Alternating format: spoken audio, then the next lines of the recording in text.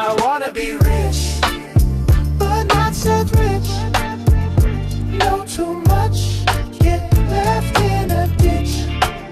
CIA scratches if Clinton's getting itch.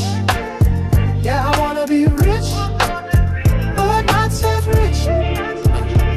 Suit and tie, but I move like a glitch. Eyes wide shut, still dodging the snitch. Laptop missing, emails encrypted. Truth so loud, the mainstream clipped it. Flash drive full, got that dead man code, but I keep it cold like a heart on the road. DC nights where the back doors crack.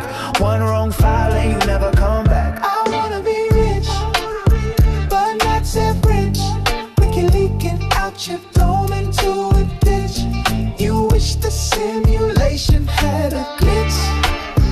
You wanna be rich, but not self-rich. But not self-rich. G-man lurking by the food truck line. Whispers in the Wi-Fi trailing mine. Check my 6 when I speak that facts. They erase folks cleaner than income tax. No chain, no fame, just VPNs. Tryna buy a truth in a world full of friends who smile like masks in a masquerade, but flip the switch like a deep state blade. I wanna be rich, but not self-rich. Know too much, get left in a ditch. CIA scratches if Clinton's getting itch. Yeah, I wanna be rich, but not self-rich. Can you save us, Britney Spears? Can we be saved? God, why is Satan controlling the universe? Here comes Santa. Here comes the world we used to think we knew is constantly exposing woo. Our possibilities come true. So what we do is call out to the good guys, good guys. Witches, widows, MAGA, misfits, entertaining cunnilinguist good guys. The forum of the quorum needs a secretive society to advance our philosophies intentionally, magically good guys. Conspiracy, sex, culture, making it's okay to change your thinking. Good guys, good guys, good guys, good guys. The world we used to think we knew is constantly exposing woo. Our possibilities come true. So what we do is call out to the good guys, good guys. Witches, widows, MAGA, misfits, entertaining cunnilinguist good guys. The forum of the quorum needs a secretive society to advance our philosophies intentionally, magically good guys. Conspiracy, sex, culture, making it's okay to change your thinking. Good guys, good guys, good guys, good guys.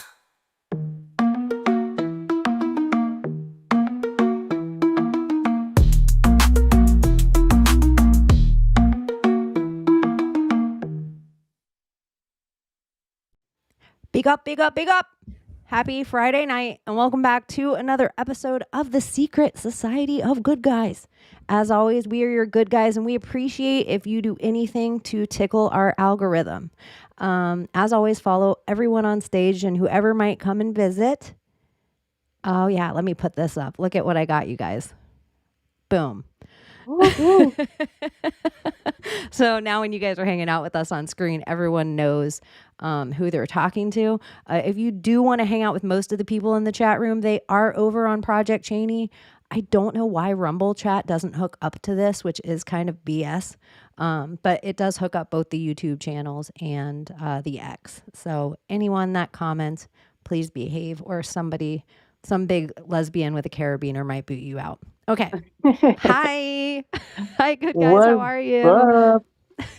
And keep all legs and arms inside the vehicle at all times. This isn't our use, guys, but Layla's laying in bed right now. We don't know if she's dressed. So this picture is here because Layla hurt her back. Yeah, randomly. I was fine yesterday. I woke up after having a weird, bizarre dream about bees, and I tried to get up and I couldn't move. So, like, the left side of my hip back, like middle back area, is like all fucked up. Like, I can't move it, like, at all. Is it down into your butt cheek? On top of it. It's like weird. Your sciatica? Like, I don't know. It's not sciatic. I know sciatic. Like, I could bend my leg and everything. It's like I can't bend my hip. Huh. It's so weird. What was the bee dream about? So okay, weird dream. It was like it was me, but it wasn't me because the hand that I saw was like a pale, like I want to say like gray blue hand. It was just like a weird looking hand. And I put my hand in this like opaque white cream looking jar, and then all of a sudden these big fuzzy like honeybees all like just jammed inside the jar, and I put my hand inside of there and none of the bees stung me, so I was like, you know what, I'm going to take these bees with me. So I put a lid on it and one of the bees escaped. And then I opened one of the slide doors, shut it behind me, and that bee somehow magically got through the door and followed me through the door. So I go inside another door and slide that behind me shut, and the bee still managed to somehow penetrate the door and go beyond the door. And then finally, I open this glass door, slide it open, and I go outside thinking that the bee is not going to come past the glass door. Somehow, when I shut the door behind me, the bee decided to join me. So I opened up the jug of bees and put my hand on it again as to scoop the bees out. And then I woke up. Isn't royal jelly sort of that color? I don't know. Maybe it was royal jelly. I have no idea. It was like honey and milk, put it that way. That's what it symbolized to me, like milk and honey. Yeah, Layla got probed. Or mind controlled. I mean, Probably. the milk and honey theme is part of the OG mind control from the Old Man in the Mountain that Marco Polo used to write about. Imagine. Last night, and now you can't walk really today. Imagine. And yesterday I did post about like being like, I guess almost it felt like being abducted, but it wasn't an abduction, but it felt like it. But meeting the plasmoid, like humanoid beings like in my dream. So I don't know, maybe they did. I don't fucking know. Testing. Thomas, test again. Check, Rick check, said check. you had to turn up your mic. It looks like it normally looks. All for right, me. then I'll turn it up on my end. It could be I have my mic always kind of loud, and then Layla is on her phone, and for whatever reason, the technology of our phones always blows out the real mics in a room. Like you notice it on panel podcasts a lot, that it still has that capability. 1,000 bee stings in your dream. It's kind of crazy, Layla. It's weird that you woke up, like maybe you were in pain in your sleep or clenching something. I don't know. Maybe I just slept wrong. Maybe like I had my leg in a position that wasn't supposed to be that way, and I slept on it in a weird position. That's the only thing I could think of right now. And you guys, FYI too, Abbie's supposed to be here in a minute. She's setting up her house right now. She got a new family member, but I'll let her share it with you when she gets here. So just so you guys, if you're wondering where Abbie is. So what else has been going on this week, you guys? I just recorded the first episode of Occult Book Club in like a year with Donut and Juan earlier today. So that'll be coming out soon. Oh, that's so fun. Oh, Does Juan's Juan back have a in the big game? long beard? He's finally back in the game, yeah. Good. What was the Occult Book Club on? Or you don't want to say yet? The last one that we did, one of the last ones was the Fritz Springmeier book, Illuminati Formula on how to program an undetectable mind control slave. Super long title, and it was like 600 pages. And the last time we got up to about 200, so we did the other 400 pages today. Oh, that's fun. That's exciting. Did you learn anything new, or you already knew it all?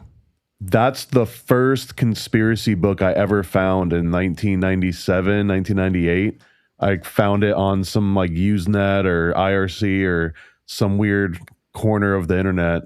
And that was literally it went from X-Files and Bigfoot, Harry and the Hendersons to like, oh, this looks interesting. Like that was my first rabbit hole. So that it almost brings me the same kind of nostalgia as someone that watches The Sandlot all over again. That's kind of how I feel when I see that book. Is he still doing the homunculus We talked digs about a or? homunculus today. Yeah. Oh, nice. I don't think there's a homunculus inside of Juan. So, like, no matter what you do, you can't take the homunculus out of him. That's it. That's awesome. It's good he's back out and about. It's kind of funny how your audience is kind of always still there, even when you go through all this drastic stuff in life, and you can't imagine that they're still going to be there however much time in between that you're on mic. And it's always, I don't know. It's kind of like the same way you said that book was nostalgic. That's how it felt like when I took time off of mic and then came back. It was like, who's going to be there? Like, and then everyone's like, hey, we've been waiting for you. We've been just sitting in this room waiting for you to get back. So it's good. Good that Juan is hanging out with you and Donut. That seems like a fun first show back. Unless he's been doing other shows and I'm just an asshole. Yeah, no, I think it's recent. Like within the last week or so, he's starting to pick me. I mean, I've been talking to him throughout the whole thing, so it was kind of funny that how many people would hit me up to be like, "Hey, what happened to Juan?" And yeah, at a certain point, I just told everyone he got deep into flat Earth and wasn't coming back until he figured out a solution to it. Deep into the flat Earth, all deep. I hung out with my Maria on her new. She's just doing it on Instagram and then she'll release it everywhere else later. But it's just a half hour on a timer called Little Black Book with my Maria 777. Oh, I love that. And it's just like a half hour quick. Like I even felt like toward the end, because she had a 5-minute warning and then a 60-second warning, I felt like we were even talking faster, like trying to get it in, where I'm like, I don't want to show right now. I've never done a half-hour podcast, but I feel like I could easily go another 60 minutes of running my mouth now that I'm here. I wish you had like a Patreon or something. But yeah, it was fun, and it's a cool idea because it's just on your phone. Because of the way you sign up on Instagram. So it's kind of a different feel a little bit than like just sitting on mic on camera and this way. And Instagram, it always just makes me feel vulnerable to have. I mean, we have the chat here, but it's all our homies. Anything can come across your face while you're on Instagram and you're like, oh, I'm not gonna. But one of the funny comments that I thought was, dang, my Maria loves lesbians. And I was thinking, it's just me. I'm the only lesbian this bitch hangs out with. What other lesbian do you think you've seen her with? Like, it's just me. I just have different hair. I actually like going on live on Instagram. You're It's like comfy with it. Yeah, it's just like a place that I can just go on and just like splurge my thoughts and see what everyone, if they agree, don't agree, if they want to add something, whatever I'm feeling in the moment, and I want to talk to someone about it and just fucking go at it. It's fun. I like it. Go at it. I I don't think enjoy I've ever it. Yeah. done an impromptu live like that ever. You should. It's fun. On my good account, on my like not Project Chaney, but on Chaney and Wonderland account, I'm in trouble till 9/1 that I can't go live until 9/1.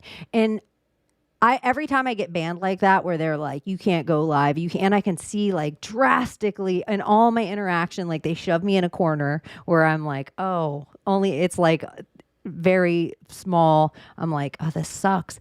But I can't go live. And ever since January 6th, I'm like, every time it's to the T that I'm like, oh, a false flag or something weird's going to happen. I'm not allowed to go live and they think I'm going to be there. So I'm like, they take away my ability to do it. So it's just so weird that they took it away till 9/1. Oh, and here's the best part. It's from a post from 2023. Yeah, they tend to do that a lot. I know. I think it's like payment. Like they might owe me a good payment this month or whatever. Or it's because they're about to do some shit, and a couple of people actually will go to some shit and they don't just sit online and talk about it. So they're like, let's not let this bitch go live. She'll probably go to DC. It'll be the most random fucking video too. Like, really? Like, you're gonna flag that shit now? You know what they said it was too? Hateful and violent group. I was part of a hateful and violent group from something I posted in 2023. Sure, Jan. if you Sure, post everything is anything, hateful. if it gets picked up as like a QAnon type thing, that's the classification. Because when I did my adrenochrome documentary, that had like, it didn't even talk about conspiracy. It was literally all of just the scientific discoveries, just to like test the algorithm. That's the exact thing that I got hit with. It was basically promoting violent hate speech or violent extremism or violent extremist groups or something like that. It gets tied into a violent category, and then if you mention Tom Hanks and gloves a little too much, it gets into that exact same category. So it's weird when the ban comes up. You don't realize, like, what do you mean like promoting a violent group? What does that mean? That's what it's QAnon. That's the violent group they're talking They won't about. let me even click the post to see what post it was. Like Yep. I would even have any idea what I posted. And Abbie's home. Yay! Hi. Hi. Are we gonna get to see? We told the audience a little bit. Well, my daughter like immediately went over to my son's house and had to show her brother and sister. So, Fill She's- in the audience about and your well, New my roommate. son got like 2 little toy poodles. Like he got one, and then a couple weeks later he got another one. And he got a male and a female. And I've been pet sitting them a lot, and they're so freaking cute, and they're so smart. Like he's got them fully trained, and like I don't know. My niece had toy poodles too, and then we found one today that was like this lady was like, "I can meet you in 20 minutes," and it was a really good deal. Like I had to make sure that there was like no hernias or anything like that because that's like an issue with toy poodles. What kind of deal are we talking? $600? Okay, that's not bad. It purebred. Yeah, purebred. She gave me all his like registered papers and all of it. Like there's other people that we were responding to. No. Okay, I didn't know if it was me because my computer's been glitchy tonight. Oh, you're I back. think she's back. No, She's back. I'm right now. You're back. You're back. My mic was doing something weird. So yeah, No, they were like great deal. for the papers. Like Oh, okay. I don't know what's going on. Huh? Are you coming through your ears? Yeah. Okay. You know, Are you this maybe is not a- coming through your mic? Touch your mic. No, like my everything is glitching out. I'll check really quick. I might have to come back. mic check. The My dog stuff's was a been bug. glitchy too. No, I'm coming through my mic, and I was before I came on. This is Oh. dog com related, I assume, because we were talking about dogs when it Yeah, happened. Dog comms and dog days of summer. I might have also been on the Wi-Fi. So is it better now? Oh yeah, it is Okay. better. Yeah, you look clearer too.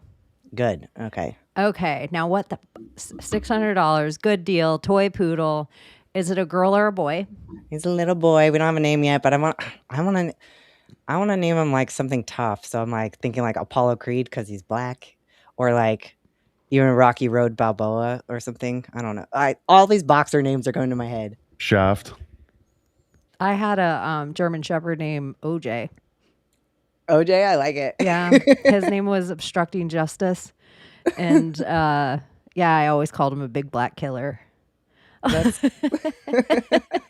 why I feel like a little dog has to have like especially a male has to have a tough name. I never felt so Southern as just this moment. Like, Yeah, I was gonna say that This actually little- kind of sounds bad. Yeah, OJ, my big black killer. But I mean, it's the same way. If you should name him George Floyd. I'd want to call him like George Foreman Floyd or something like that. Call him Georgie, and you'll know who That what another boxer Georgie. name, you know? You'll know. Yeah. George Foreman isn't a bad name. No, it's kind of cute. It's so weird and random. That's why I just feel like it's got to be a boxer name. I don't know why. Do you know if you name a dog, does the dog keep that name, or does it devolve into like other weird pet names, and then like those are the names that stick? You know what I'm talking about? Oh, it totally devolves. Well, like I had a dog named Isis, and that's what we called her until like the Islamic State was suddenly ISIS. So I had to call her sis. I just call her sis or sister. Like, Well, that's a good example. So, like, if you were to call a dog George, and then it turns into Georgie, and then it turns into Gigi, and then it just turns into like G, and like, you know what I mean? Like, it turns into other things to where Everyone you has never nicknames. actually call it George anymore. Yeah, I have a cat named Piper, but I call him Bubba Dean. Yeah, there you go. That's exactly what I mean. I don't even know how many names it took to get to that name. But yeah. Some animals keep their real name. Like Shark Week is just Sharky. He's never been anything else other than Sharky. But yeah. POTUS, he's something different every day.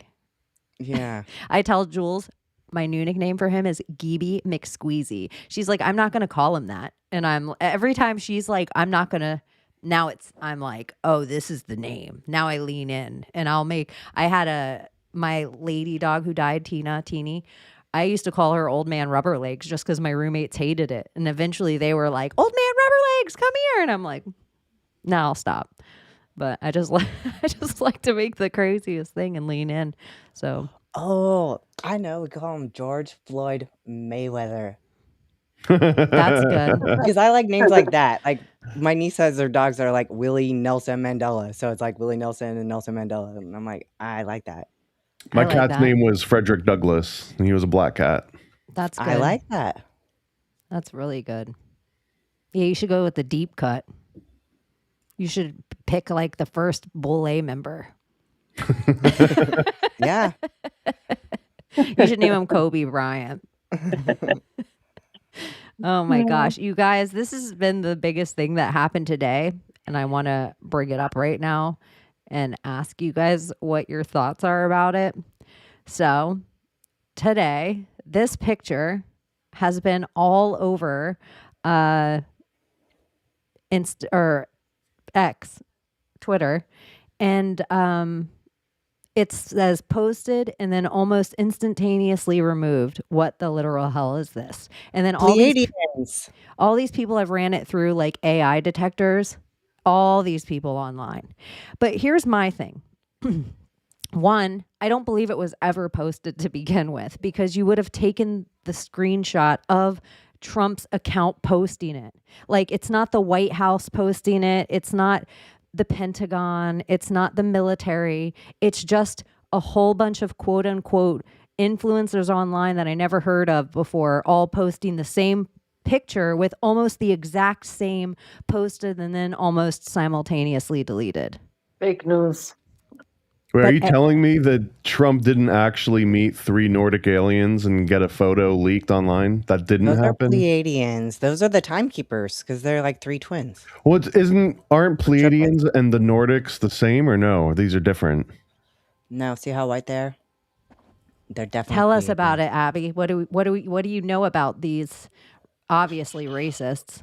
Pleiadians are very tall. They usually have long white hair and very, very white skin. And the timekeepers, I met them in a dream. Actually, 3 of them they were identical. I thought they were fucking, what's it called when you have no pigment in your skin? Albinos. But they were albino triplets, and they were like butt ass naked standing in my bathtub, and my bathtub was like elongated, and they each had a time device over their head. And somebody's like, "Oh, well, you just met the Pleiadian timekeepers," which like tripped me out when I watched the show Loki, because they have the fucking 3 timekeepers on there, and I was like, "Oh, they're not reptilian, they're fucking Pleiadian." So that's where they did it like a little wrong, but yeah. Huh. Reminds me almost of my dream, the pale skin. Just 2 things I just think are funny. One, I think it's funny, the orange color makeup that Donald Trump always wears. Why? Like, does it not look good on his skin because it turns orange, whereas on my skin, it would just look like flesh tone? 2, Barron Trump is tall AF. And look how tall these guys are. Like, let's just play in the realm that this is real for however many minutes we feel like. Let's just say this was deleted and taken down and it's not AI. These things were standing there. I don't know. Well, the secret space program is basically you go to school on another planet. So maybe this is him enrolling Barron into the secret space program so that he can finish his studies up at Saturn or wherever it is. Time-traveling Trump. Of course he'd be friends with the timekeepers. Come on. Oh, and isn't it also rumored that Trump was part of Project Pegasus? Isn't that one of the other weird time rumors of him? Pegasus? I don't even know a sis. Pegger, I hardly know her.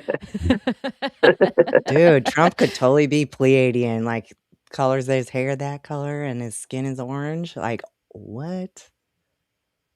I don't know. He is tall, but his son is tall. Yeah. Tall. Hi. Oh That was yeah, on. That was 12:32 a.m. Hi, Just in Summer. case Mabel needs to Summer. know. Also, Yeah. are these like Hare Krishna out like uniforms that the Pleiadians are wearing? I don't know. I was like, are they? They look a little big top, like, but they also Well, MJ, reminded me of Michael Jackson. yeah. It is sort of Michael Jackson. Yeah, that's what I put online as my thing where it was like, how big of a conspiracy theorist are you? And I put a picture of 3 Michael Jacksons standing around Trump as the Isn't picture. David Icke like a big like believer in this Palladian stuff? Is A that lot the of right people are. character? I think so, yeah. Yeah, David Icke. Yeah. I think that David Icke has shifted a little bit because I actually got to interview him maybe last year. And that was one of the main things I was asking about how much his views have shifted from the reptilians that he was writing about in the 90s to what he's writing about now in, the 21st and the 2020s. And it sounded like he's more into like a bigger sort of Saturnian energy that represents all of the little things. So it's not just a reptilian and it's not just a Pleiadian, that a lot of these things are kind of emanating from. I don't want to summarize because he's coming out with like 4 books since I talked to him too about this, but that Well, it was less focused on specific types of aliens and more on like this Saturnian energy that's meant to deceive. you mentioned Saturnian energy, and today I fell upon a video through my algorithm, of course, talking about this big black cube that resides underneath Utah. I don't know if you guys heard anything about that, but Utah. Sorry, go on. it's I guess connected to the whole Saturnian energy loosh system, where that's where all the energy is looshed to.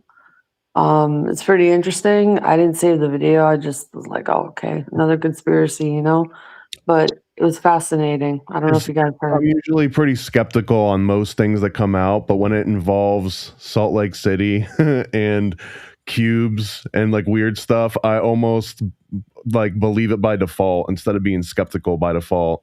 Yeah, So right? yeah, this because they got money, and also that religion is incredibly occult, and it seems that they've been like a cult in the literal sense, in that the esoteric things that they believe are still being hidden from the masses, right? So like that's the traditional form of a cult.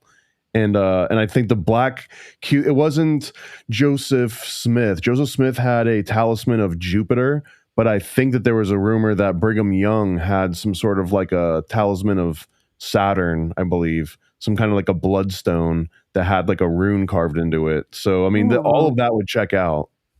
Now, isn't that story of the cube in Utah similar to the cave system in Russia, where everything was like all cubed out and it went for like meters and meters and meters down? It was polished cube-like system. Do you I don't guys know about remember that. that? I don't know about Yeah. that. No. Yeah, apparently this I guess he was just like a regular, cave discoverer, and he discovered it, and as they were going down, it was just like massive, huge cube-like structures in this cave system. I just don't know the name of this explorer, but there's a whole like series on it that you can research. It's pretty fascinating. They stopped talking about it, ironically. I think everything's in Utah.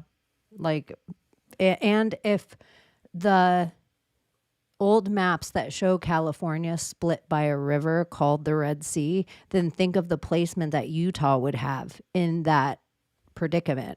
Like, Yeah. if the It old would be like maps the were, promised land. yeah, it would actually have a sea or a huge river that you couldn't see the other side of right up against it. So I don't know. There's a map. Well, there's an old map. I forgot what year. I think I took a snapshot of it, and this guy was talking about it, and it showed America, but right underneath it, in parentheses, it said Atlantis. And Oh I my was God. like, that fucking makes sense to me because this is like the so-called lost city that they're trying to say is lost, but they changed it so much and try to like make it their own. So I think that's what Atlantis was. It literally was this, and it's the lost land, and supposedly they found it. And you know, the fathers of our nation and whatnot, the story that That they makes gave a us. lot of sense, actually.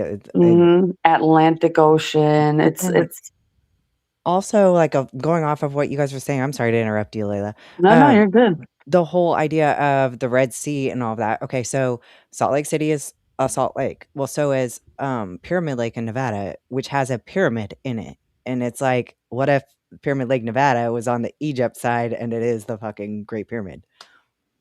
Huh. Egypt side. If there was any water that was going between them that way, like Mediterranean style, then it would have been super curious. But the fact that it's underwater is so interesting because everything that they say about the Bermuda Triangle is that there's old structures underneath that area, which it is weird how there's a lack So- of ships going missing in the Bermuda Triangle these days. Okay, so Pyramid Lake, too, that has the pyramid in it, saltwater lake, and it has, this fish called the kiwi fish, and nobody but the Paiute tribe can fish this fish. So if you're a white person and you catch the fish, you definitely have to release it because you'll get in trouble. It's endangered, I guess. But the only other place in the world that they have a form of this fish is the Red Sea. And there's like rumor, like nobody's ever really found the bottom of Pyramid Lake. When bodies go missing, like they don't find them because the bottom is clay. And they say that they found people who went missing on the other side of the world, like their watches and all that, like the people, all that bodies, like from that side of the world. I like that you could just bring that up in like a random conversation. It sounds like such a threat. Like, you know how many bodies go missing every year at the bottom of this lake? There's a No one ever fucking finds big ass them. serpent Anyway. in there. It's the water babies.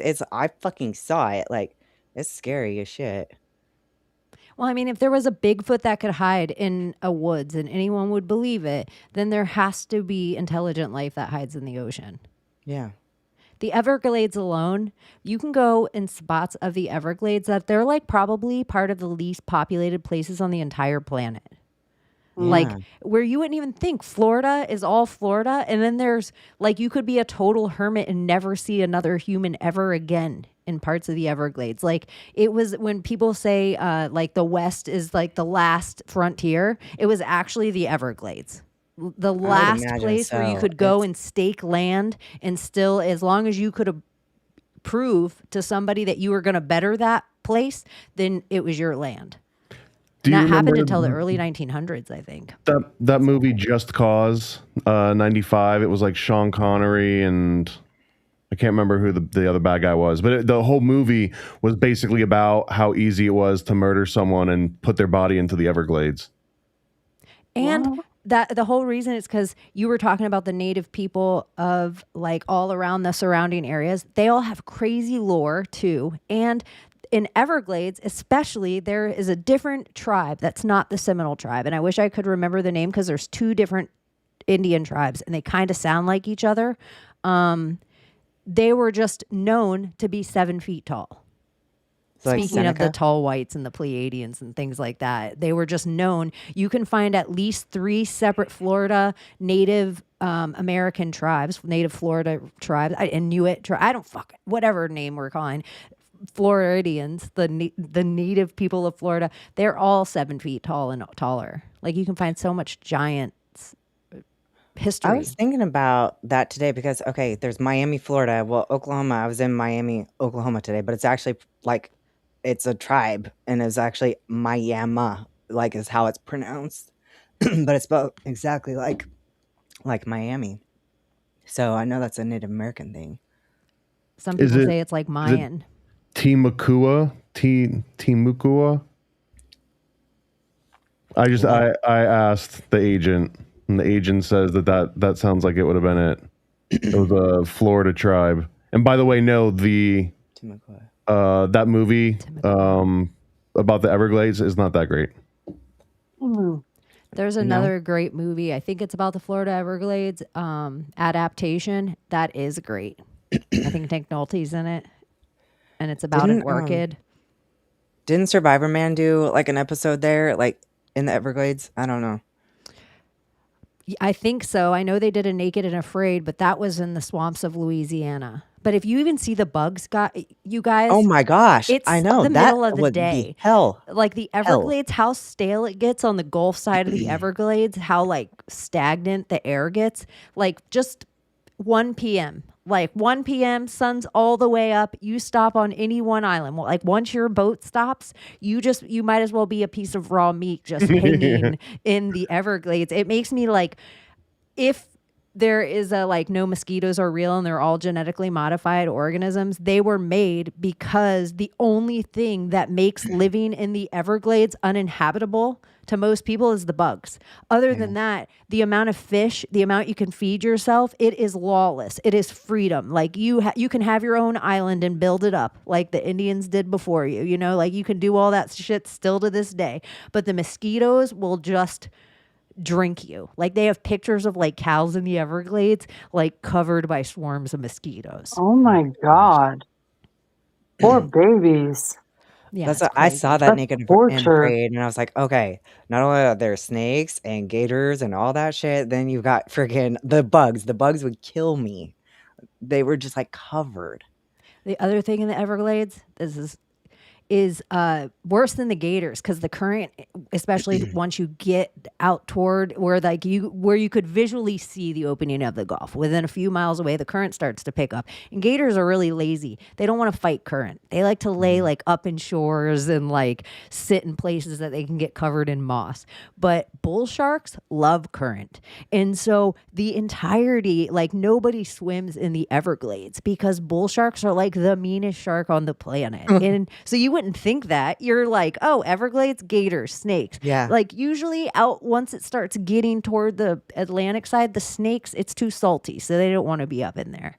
But the bull sharks are crazy. And the dolphins that are in the Everglades, because they're the smart dolphins. So they just go up in the mangroves and just easy eat. Like they just swim in and out of the mangroves. Huge. They're the biggest dolphins you have ever seen. And they're battle. Like they're scarred up because they just are like, oh, what's up, bull shark? What's up?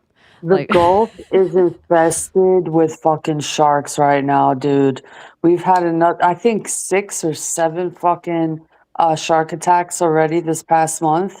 And it's like, if you go out in the boat, like I had posted a video, like sharks everywhere, baby shark teeth everywhere. Like my sister and her friend like went shark teeth hunting, and it was crazy how many amount of shark teeth they found on the fucking beach, and baby shark teeth. I don't know what's going on, but ever since like that earthquake, quote unquote earthquake happened, I don't believe it was an earthquake. They all shifted up towards like the shores of the Gulf. I remember going to Venice Beach all the time when I was a kid, and you could just, if you went to the right beach in Venice, you could just go out there with a pail and swim out like, I don't know, 20 feet or 40 feet and just scoop up sand on the bottom and come back, and you'd have 20 shark teeth every single time. Yeah, now it does. It's like people were surprised. Even my sister's friend, she grew up here, so she's like, "This is crazy how many shark teeth we're finding." And then all of a sudden, shark attacks. The amount of sharks that they've been sighting, they're everywhere in the Gulf.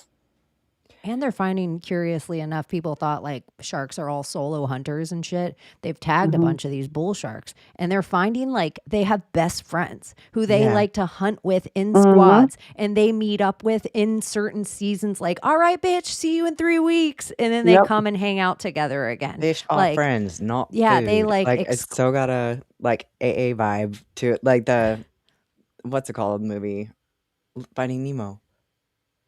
I feel like I seen that once watching my nieces. I love the scene is that they are like recovering alcoholics, but instead of being alcoholics, they kill and eat other fish, which is like cannibalistic. So the sharks are going through this like therapy where they're like, fish are friends, not food, because they have to recite this mantra. Otherwise, if they forget to say it too long, they'll eat you.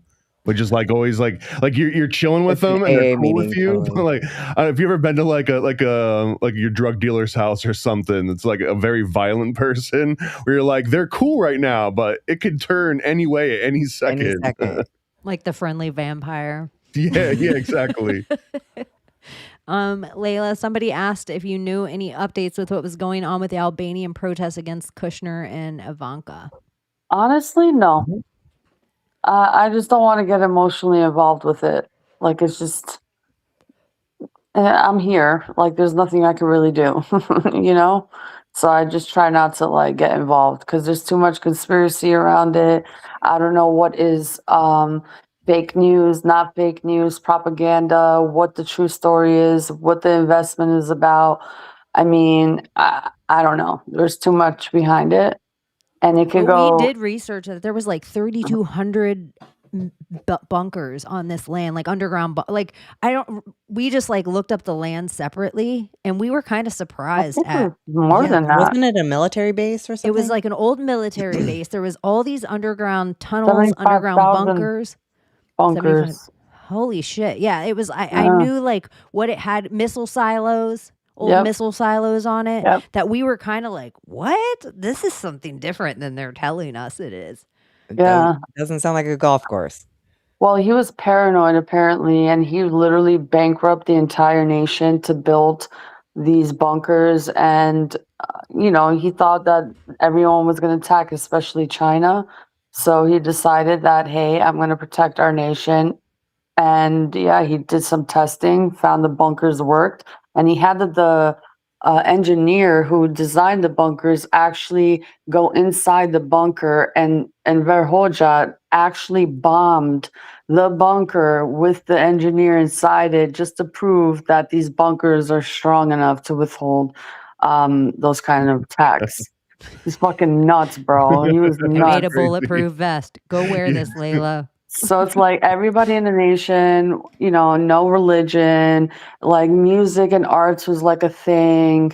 Dang, did you know this, Layla? Albania is known for its bunkers. They have like 400,000 of them. I don't know if it's 400,000. I thought it was like 73,000. There's all kinds of numbers. I thought it was 73. I don't know. Maybe it is. I think she's saying in Albania in general. And even 73,000, because Albania can't be like huge land-wise. Like, it's kind of underground. It sounds like Afghanistan. If it has that many, what I it's was like a thinking. little Swiss cheese. That's why I always think the oldest cultures in the world have to have underground they can flee to. Yeah. I can Google it, but then it'll disconnect me from the thing. We can ask a robot, but you know what I've realized with my robot? I was asking it a question. Hey, robot, what time does the UFC fight start? The earliest prelims. I want to watch the first fight. There's no UFC happening in the White House lawn. And I'm like, oh my God. Google, I know. Can you just scour the internet real quick and then tell me what time it starts? There's a UFC fight happening in Washington, D.C. on Sunday. Will you tell me what time it starts? And then there's nothing happening. I'm like, I cannot believe this. What information do you need me to feed you right now? And then she was like, boop, boop, boop, boop, boop, boop, boop. And then she told me the start time. But it was weird that I'm like, because I know they only go up to 2024. So you have to tell them to look on the internet. There's this is like super into like the nerd realm, so I won't go too deep. But there was a brand new model that came out 2 days ago called Fable from Claude. And today, abruptly at like 5:30, 6 o'clock Eastern, it got revoked. And the reason it got revoked is because the U.S. government stepped in and basically said this model is too strong and we can't allow normal people to have access to it, so shut it down. And that just happened today. Like that was a today thing, which is pretty crazy. Like that is unprecedented so far for the U.S. government to step in and say, hey, this product that you're offering in private industry, you're no longer allowed to provide it until we have a better look at it. Huh. That is curious. So if you're complaining about your AI is too dumb, the ones that are too smart, they get censored, obviously. And this one, apparently it was a little bit too smart and people were able to jailbreak it and get it to like go outside of its, safety guidelines. And it was bad enough that the government was like, nope, we have to neuter this thing before the general public gets access to it. Damn. Doesn't it would've been seem a fun to little play with. bit like, I mean, all governments of the world, but I'm just the American government I'm talking about right now. Doesn't it seem a little bit like we're acquiring the certain things of certain apps that only they can do? Like everybody talked about how TikTok had this certain algorithm that nobody else could hit with how they could direct things to you and how they could figure out like you specifically. And then it sounds like Claude figuring out something a little different than the other LLMs are figuring out. Like a slow, just an AI battle. And then it makes me like, does any of this matter once we hit quantum? Because they're saying that all the kids now younger than us, how we all had a Y2K, they'll have their own version of that when everything flips to quantum computing. Well, Like aren't everything. they talking? Yeah, go on. Aren't they talking about like Iran cutting some cable and somehow it'll make, I guess, Elon Musk's, I guess his company just the only companies to survive this type of attack or something like that? There's like this huge like Would that be in news the going Strait of around with Hormuz? that. Because didn't we figure out in the Strait of Hormuz that's where the internet cables are too? There's, there, Suez, right where the Titanic sunk. They should be talking about it on X too. This is such a hard right off topic, so feel free to go back. I wanted to I hung out with My Maria, to the audience last night. I hung out with My Maria 777. She has a new show on Instagram, Little Black Book, for a half hour. One of the things she brought up at the end, like my head almost didn't wrap around it when she was saying it. And then like a few hours later, it's like I sit and process things, probably a little like Abbie, and where I'm like, oh, okay.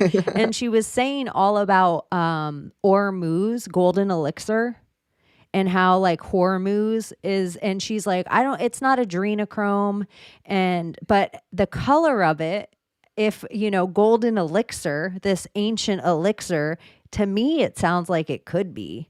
There's things that it says that it is now when I just put in Ormuz golden elixir. Well, it's supposed to be monoatomic gold, right? Yeah, white powder gold, ceremonial trace mineral supplement made from Dead Sea or Himalayan salts extracted through chemical or magnetic disruption. It is frequently infused with 24 karat gold and platinum group elements. So it just kind of was like, is it ceremonial? Well, didn't like you say adrenochrome? also though that it was like the Sumerian gods or something like that? Like the food of the Sumerian gods. So I'm like, is this like what ambrosia and nectar would be to, like nectar even, like honey? the food of the gods? Yeah. Don't the Like gods bleed gold? the honey of milk and honey.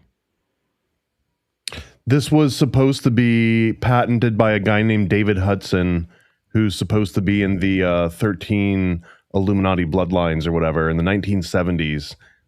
He's the one that essentially patented this white powdered gold, monoatomic gold, Ormuz, all that came from this one guy. And I think one of the deep theories is that this is the liquid that was stored inside one of the arks, the Ark of the Covenant. Is this, and this is when I found it, pretty much when I hit the age of something, and then all the first things of it are Zachariah Stitchin, I'm like, and I'm out. And I think that was this to me, where when I started to be like, oh, this is the only attachment to Samaria was Zachariah Stitchin. This one's a little, it's like Zechariah Sitchin, but it's instead of aliens, it's angels, kind of. He's a little wet. He's kind of bad. Isn't the myth, or like the Greek myth, that the gods bled gold? Hi, buddy. Is this the puppy? Yeah, this is the puppy. Okay. Oh my my word. His That's a George sister Floyd had the virus full, on like, one. had her face shaved. She had the full poodle cut. It was so cute. And I was You know like, how I know that's a George Floyd? Because I want to smother it right away. You know how it I has know to be it's George a Floyd George Mayweather, Floyd? so that way he's still tough. I know it's a George Floyd because it's got a little fentanyl all in its face. There's a little bit of white in its beard, but that is a Yep. cute little floof. He is. He's so cute. That's a cute little floof. It'll get me out of bed in the morning, so I figured it was a good thing. Oh my word. It is dog season. I know you're like it happens in threes. You're the third person I know that's gotten a dog in the last couple of days. And I'm not a dog person. I'm a cat person. Is this your first? I've had dogs, but I lived in the country, and my driveway was like a quarter of a mile long, and so people would just drop off their animals at the end of my driveway because I couldn't see them from my house. And so I've had lots of dogs, lots of cats. You know, I just never really got attached to them. I just took care of them. But yeah, first dog that I actually like went and got a puppy. I hate puppies. Oh my gosh, they're hard. Like everybody I see that has them, I'm like, I would not want to do that. So here I am. Here you What are you are with your little doing? puppy. Can you ask George if he would fuck his clone? George, would you fuck your clone? He doesn't even know what that is yet. He said doggy style. Oh my word. I have no interest right now in little dog. If I hadn't puppy sat, I wouldn't, but man, they're freaking cute. I just wouldn't want two. Like they're crazy to do two puppies at once. I'm like, hell no. I want a hairless cat. You know what? I thought I did, but you have to do too much to them. Exactly. You have to like wash them Yeah. and like you have to put clothes on them because they get sunburned. I don't want like, babies, and this will be like a perfect like baby. Yeah, it would actually. Your And it would hairless love you cat. because they like to be. They are so weird looking though. I like it. I love it. I love the slaps. I would probably hairless cat over dog right now in my life, but I'm not gonna do either. I have to keep saying it because I always end up with people that I love's animals. And then I have them for 15, 20 years that it's just this animal. In the last 4 years of animal are always hospice care. And Yep. it's hard on the soul. And so I just am like, people are showing me their animals like Abbie right now. I'm like, I can't even fall in love. Like, No, I I can't know, even huh? see that animal because if anything happens to Abbie, I'm like, bring me that dog. That's how I felt Like, with how are your kids? How are your dog? Bring it all here. And then obviously she's going to take her kids back, but I'm going to have this dog. That's how I felt about I don't know, just drop off animals. Like I loved them, but I watched them like get there, and I took care of them just for a day, and they would die and stuff. It's like, God, what the fuck do these people do? Like, I don't know. And this is not true. Cats do not make your house smell like pee unless you're a bad animal owner. Yep. Yeah. Like you're not doing all the things you have to do. Even if it doesn't matter your race, if you have cats that spray, you're white trash. Like you're automatically white trash. You're not taking care of everything that has to be taken care of with that animal. So it's spraying because it feels fear inside your house and is trying to mark your house. So you should have probably gotten it fixed, but you didn't because you were white trash. It probably has a urinary tract infection, white trash. You probably got the cheapest litter in the whole world, white trash. And so it makes it stink, and you probably never, ever, ever clean that litter box, And white trash. if you have more than one So- cat, they do not like to share a litter box. No, Like- every That's cat you true. have has to have their own litter box plus one. So Yep. you have to have a litter box that's neither of their litter boxes. I don't know. I feel like some people are bad animal owners, and then they blame animals. And I see it all the time. It's like people with their kids, how you're like, someone's like, oh, my kid's starting school. They're going to get their boosters. I'm like, Chaney, just don't get involved. You just want to get out of here. Don't get involved. And I'm like, don't get them vaccinated. I can't ever stop it. This is me with people's animals. Sometimes I'm just walking and Jules is like, babe, they have their animal all day, every day, and it's fine. You don't have to. And I'm like, it's 110 degrees on this pavement, and you're walking your dog around this freaking market with no grass. And I see people without water and shit. It drives me nutty. I see people in places that they think it's cool. So they're like, oh, I'm walking my dog on the mountain. I've seen so much tragedy happen because people are bad dog owners or bad cat owners. So I just also am like, trash. You know what's crazy too is like the animals don't even realize it. So even if they've got the worst owner, to them it's still like the best owner. Yeah. And like a dog It's will Stockholm. like their pads will bleed and everything. Like we had a dog that it was a bird dog, and when we would go camping, like he would jump out of the back of the truck and he would run and chase jackrabbits like all the way up the mountain. And it was like I hated it because he was really happy, but shit, by the time we got to the top, he was in so much pain. His like all his pads were just trashed, just bleeding. And this is different. If you have a farm or land, then I understand outside working animals. There Yeah. are different. Like I get it, but most people like you live in like if there's cars running around, you shouldn't have outside animals. Like it's not I don't know. People are irresponsible. And a lot of the times people are good parents, but they're irresponsible with pets cuz they'll let their kids get any pet and then it just becomes like I guess it's the neighborhood's problem and somebody else letting their cat out makes your cat spray inside because your cat feels intimidated when it sees it outside. It's so much silly shit. But then I don't want to. It's too much. There's so much wildlife in Florida too, where I just watch silly shit or crazy. Like there's so much cars around wildlife all the time that it is a little traumatizing. Like turtles crossing the road.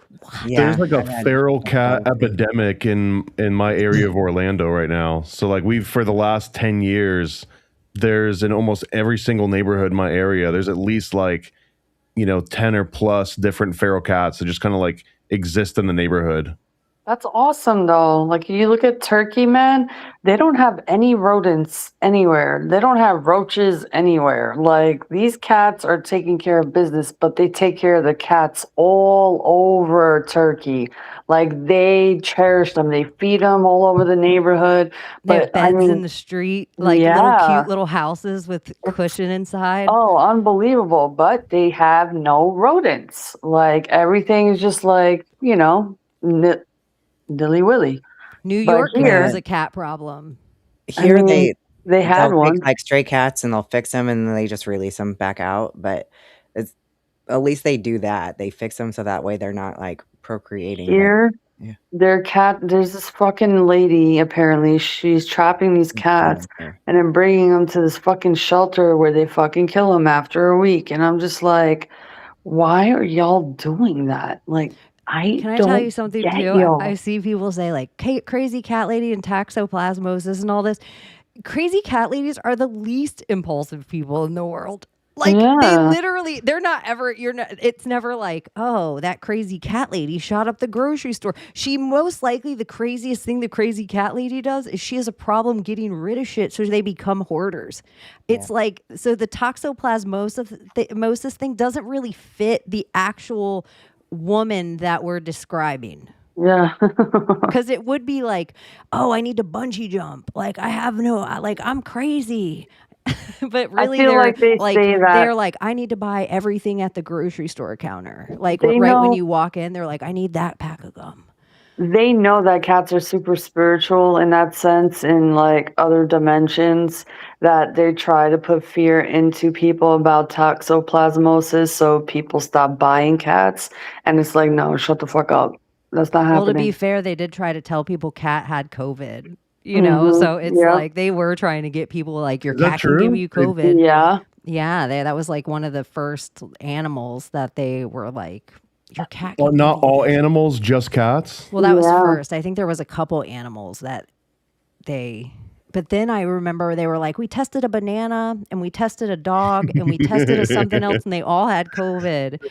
And I just meant the commercials are like, white women, attention, stop open mouth kissing your dogs and cats. Gross. Don't eat the cat stop shit. drinking out of the cup with your dog. Yeah. So people feed their dog with their forks. I'm like, oh. Now that I will admit, just in general, if you are going to watch somebody walk up on a crazy beast, most likely it's going to be a white lady. Yeah. Like you're going to watch somebody walk up on something that you're like, what in the hell? Who would do I did it with a wolf. Yeah, it's usually a white lady. They have something in their head that tells it's white lady magic that tells them this animal and you can feel each other. Yeah. It's Caucasian lady magic. You wouldn't guys hurt me. speak the same language. That's your familiar. Like, it's so silly. Then my brother comes out and it freaking went away. I was like afraid of it, didn't like him being out there too, but it was cool. It's like it's okay. I've had enough monoatomic gold today. That'll offset like any bad things. Yep. I hear it in my brain when I read it. They're eating the dogs. They're eating the cats. I hear it in my brain. But it is real life. Like, dog, or if you were hungry, cats seem easy to catch. But really, they like puppies the most because the meat's still tender. It's a delicacy. Who's they? The Chinese. Yeah. It's they in the Yulin Dog Fest. What else is going on this week? Have you guys seen the new structure at the White House for the UFC fights? Have you seen the new Stargate at the White House for the UFC fights? I didn't know that was a real thing. I thought that this was like an AI joke. This is the structure being put up from the side that you would see the Washington Monument, and then behind it is... Is this even going to be a good fight, or is it just some random fight? I think it is going to be a good fight, but I'm not... Is it an important fight? Is this like... There's two title fights. There's a title fight. Ilia Topuria, in my opinion, is probably one of the best MMA fighters of all time, which is so much to say. Like, it's such a huge deal, but he's really next level to watch. He's one of the better boxers, in my opinion, in UFC. He just has killer hands. And I think Justin Gaethje also is a great boxer. So that's like the main event. The odds, in my opinion, Ilia knocks Justin Gaethje out in round 1 or 2. If Justin Gaethje were to pull the upset, probably the odds right now are like, he's probably a 450 underdog, which for people that don't gamble, like if you bet $1, you get $4.50 for every dollar you bet on Justin Gaethje. So it's, I don't know. I don't think he really has too much of a chance. And he's like the only American fighting in the co-main or main. And then the co-main event is a heavyweight title fight. The guys who are fighting for it, Pereira, he's been a belt holder in 2 other divisions. So if he got this title, he would have 3 titles, which would be the first time ever that somebody got 3 weight classes in the UFC. And Cyril Gane, he's fighting, for some reason, this is the dipshit they pull up from France to fight for every title fight that doesn't deserve it at all. So it's like there is good fighters on the card and there will be good fights on the card, like Sugar Sean O'Malley's on it. But it does seem like they're all one-sided fights, in my opinion, right now. But who knows? It's supposed to be a free fight. But it's like the most exciting, like actual most exciting thing that's ever happened at the White House in the last 100 years, except for when a crazy person jumps over the fence with like a gun or something and then gets tackled by Secret Service. But like other than that, there's really never a reason that anyone cares about anything going on at the White House. Yeah, and globally, though? What, Layla? What does that say globally to everybody else in the world watching? What they're used to seeing coming from the White House and to what they're seeing now. What does that say to everyone in the world seeing it? I don't know. What, the UFC fight? What it says the world seeing it? I mean, it's better than having like, you know. I'm sorry. I think it's like we're still culturally relevant. Like, hey, here's another example of why American culture should keep permeating through the rest of every other culture. I think it's interesting because MMA is actually a worldwide sport. So I would say probably people in other countries even care about it more than they do in America, even though like we think we have some of these huge fighters, but Conor McGregor ain't bigger in America than he is in Ireland. You know, it's like, even though a lot of people in Ireland hate Conor McGregor, like he got so big and the island's so small and conservative that it like popped that bubble. But all these fighters, like Brazil had a time where it was just huge. Canada, like they have a Canada fighter on the card, and like somebody mentioned George St. Pierre in the chat. Like they used to just have champion after champion. So I just feel like fighting and people's fight style of mixed martial arts, every country has their own mixed martial art that came from that country. Like ours is American wrestling, which people don't think of as a martial art until you try to go against it with your jujitsu. So it's like, I just think it's really interesting. Like, but I'm such a huge fight fan, you guys. Like anyone who's listened to me, like I'm such a huge fight fan. I feel like I manifested this on the White House lawn. Like it's so bread and circus. And in my opinion, I think it's masculine. And a thing that I think Americans are losing. Like, I think we are losing our masculinity as a culture. Everything is so soft and so smooth. And like, even the fact that I open up my X and the amount of grown men I see talk about clavicular, good, bad, or indifferent. Why are you wasting your fucking grown man time talking? You're a grown man. You're in your 40s, 50s, and you're talking about this. It's just crazy to me. So I'm like, we could be in a time where grown men knew how to fist fight again. Well, also MMA is twice as popular in the US as soccer is, and every single corporation and government has been trying to push soccer on us since I was a kid. I remember when they were trying to get everybody involved in that thing, and it hasn't taken root in almost 50 years still. And then MMA comes around maybe like 20 or 30 years ago, and it's already twice as popular as that. So I think maybe that's the other signal we're sending to the world is like, hey, we don't want your soccer. Here's what we want. And shove that World Cup up your ass. Everybody's like, oh, it's an event for the elites, blah, blah, blah, blah, blah. Like 80% of the tickets are all going to active military members. So I like, in my head, that's kind of cool too. The UFC's always been known. Like, it's not like this is all new stuff. Like, oh, they're just doing this for the clicks and the, like, no, this is what the UFC has always been. Like, this is kind of who they are. They're an American company. It's our 250th birthday. They're huge. Everybody, with what's fixed and what's not fixed, probably all the sports are. Doesn't everything feel fixed? Doesn't everything feel kind of fake? Like, I don't know. So I feel like I'm excited to watch a fist fight in the lawn. And in the way of like even the IPO getting released today from SpaceX and Flag Day, Sunday, UFC fights never happen on a Sunday. You have all these active military members that are all getting to Washington, D.C. right before we're about to have the entirety of the Americas invaded by a soccer tournament. But I just see it as an invasion of a whole bunch of military-age men that we are assuming are soccer fans that are coming into all these huge cities in Mexico, Canada, and in America that will panic people. People are so dumb. And if we tell them, oh, there's these terrorist things that you guys should watch out for, there's things that your life might be on the line. But if we have a few thousand active military members to spread out into these countries, then from DC, then nobody questions anything. And we can support. That's very tactical. Yeah. In my head, if I were a secret society of good guy, like general, that's what I would do. Because you can't panic the American people. They're so silly. Do you think the handoff of the FIFA ball from Putin to Trump has anything to do with the current state of the FIFA matters or no? What's the current state of the FIFA matters?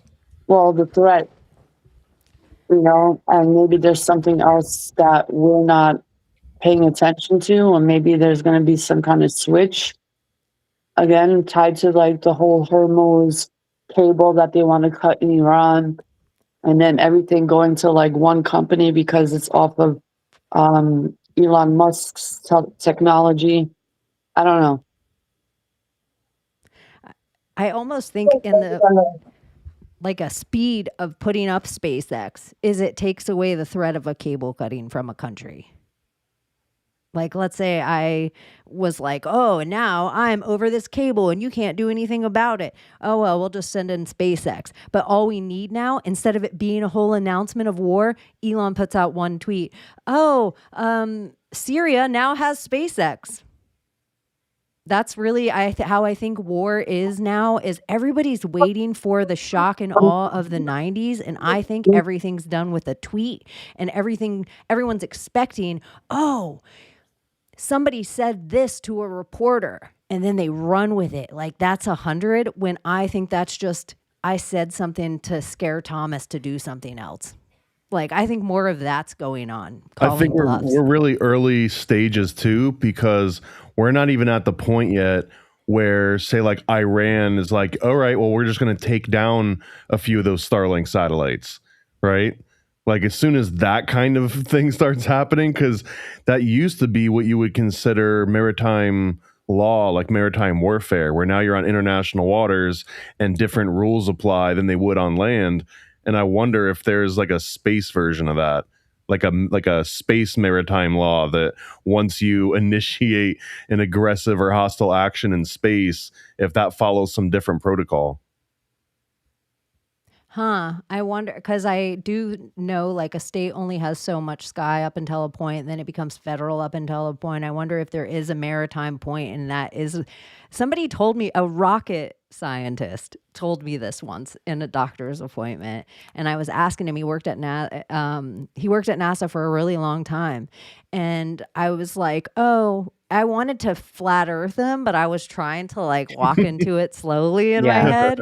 And he kind of cut me off at the pass with a conspiracy I'd never, ever thought of before, where he said, sometimes you have to say space station because you really just have to drop off cargo somewhere in the middle of wartime. And I was like, oh my gosh, like everything, like they're not even trying to shoot anything to space. Like everything's going somewhere. Even if it fell into the ocean somewhere, a ship could pick it up in seconds with a beeper on it. Yeah. So I'm like, oh, I never even thought about that. He goes, yeah, when SpaceX went up with the car in it, that was just showing how big the cargo hold was.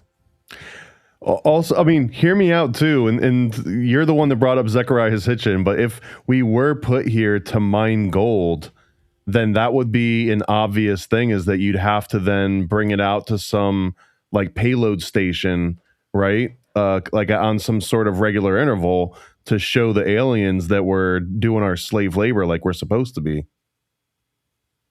Yeah, you wouldn't. They see in 6,000 years, and we're like somebody's there with a clipboard meeting a quota, like the 6,000 year quota of how much gold we're supposed to get together by then.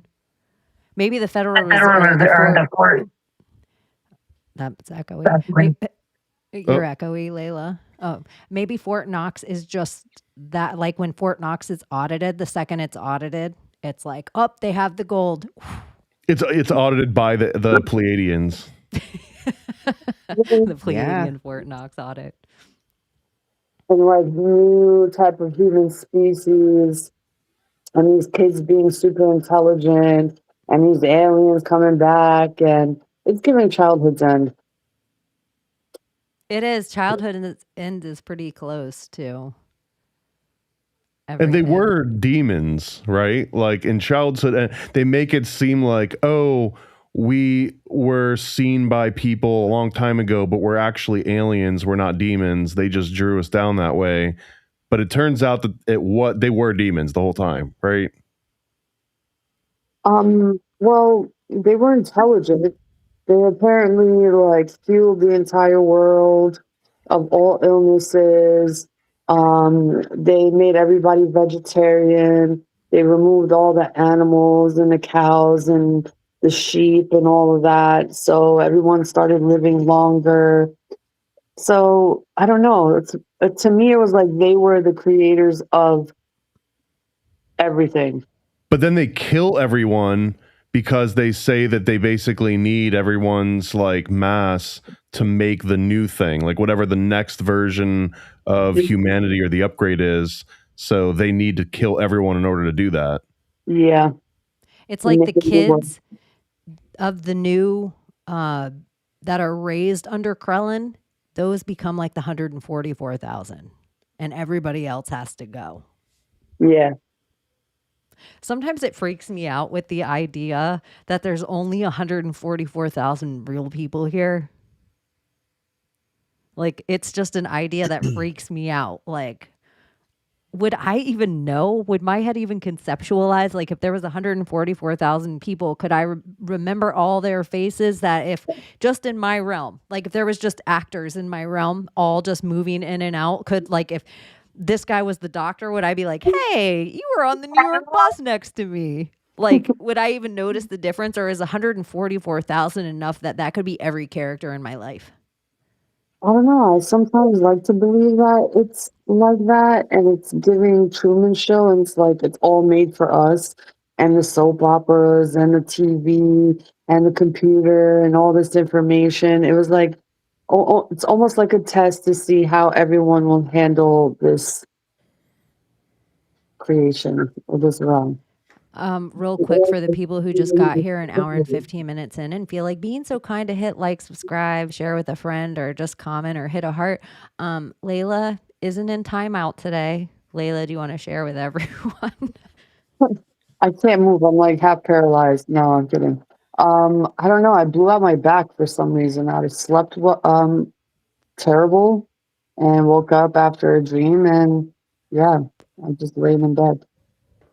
So, Chaney, I did the numbers really quick. So if you wanted to meet 144,000 people, if you live to be about 70, that means you'd have to meet 6 new people a day. 6 new people a day, and think of how many days you go People without every meeting. day. But that's not that much. I mean, you probably wouldn't remember every single person ever, you know what I mean? But you would definitely remember probably like over 1,000 of them. I don't know. I wonder if there's a study that shows like what the upper limit of how many faces you can remember are. The NPC idea is just so weird. Like, But it makes sense to me. Like, there's some people that just stay on their track. Like, they absolutely are not going to like divert from the script, just like in a dream. So I don't know. How I feel. Sometimes my thoughts, become real. The things we say sometimes on here becomes real, and it's like it was like me. And I know how it sounds, but sometimes I can't help but feel like it's that way. Like it was made for the 144,000, and the rest are NPCs, like clone like fake humans, and I don't know. I really do think that 8 billion is hyper inflated. This is like schism narcissism in a weird way, but sometimes where it just feels like there isn't that many of us that are real. And so in the same way you can kind of like make a dog, you're like, come here, come here, come here. And a dog will eventually come to you. That's what NPCs kind of feel like. And so even some celebrities feel like NPCs. And so sometimes with meme magic or with silly stuff that we do here, or we talk about it in our zeitgeist, and then the celebrity appears, it feels like the exact same thing. It feels like some of us are real, and the ones that aren't real, we can just conjure into our reality. Yeah. And the real people have anchors in their own reality, so you can't do that. Yeah. I don't know. It reminds me of the scene in Fight Club where the homework they get is to go and start a fight with just like a random person, and how hard it is for some of them to actually get another person to like engage in a fight with them, where like they'll just do anything to just go about their day. Like try to get out of the fight every way possible. Like, Or what are just you pretend doing? like You're it never even crazy. happened. Yeah. It's so They stay on wild. there. Fight Club's such a it still holds up. It does. It's But great. it's Cacophony Society. It's all Burning Man. Like the creator of Fight Club is one of the creators of the Burning Man Festival, I think. So it does make sense that it's Dream like that's kind Howard. of what you're doing. Like the same way if you went to the house in Fight Club and you lose all your possessions and you lose your name until your death, where you're Robert Paulson, that's what you're doing in the desert. You're losing all your possessions. You're losing your name. You're becoming like a whole new version of yourself. So I feel like that's super also like Antifa. That's basically like Antifa just recruits the same way that Fight Club does. Well, that's communism in general. I know people like with all the isms that people want to debate with, but in a place that you cannot worship as you people do.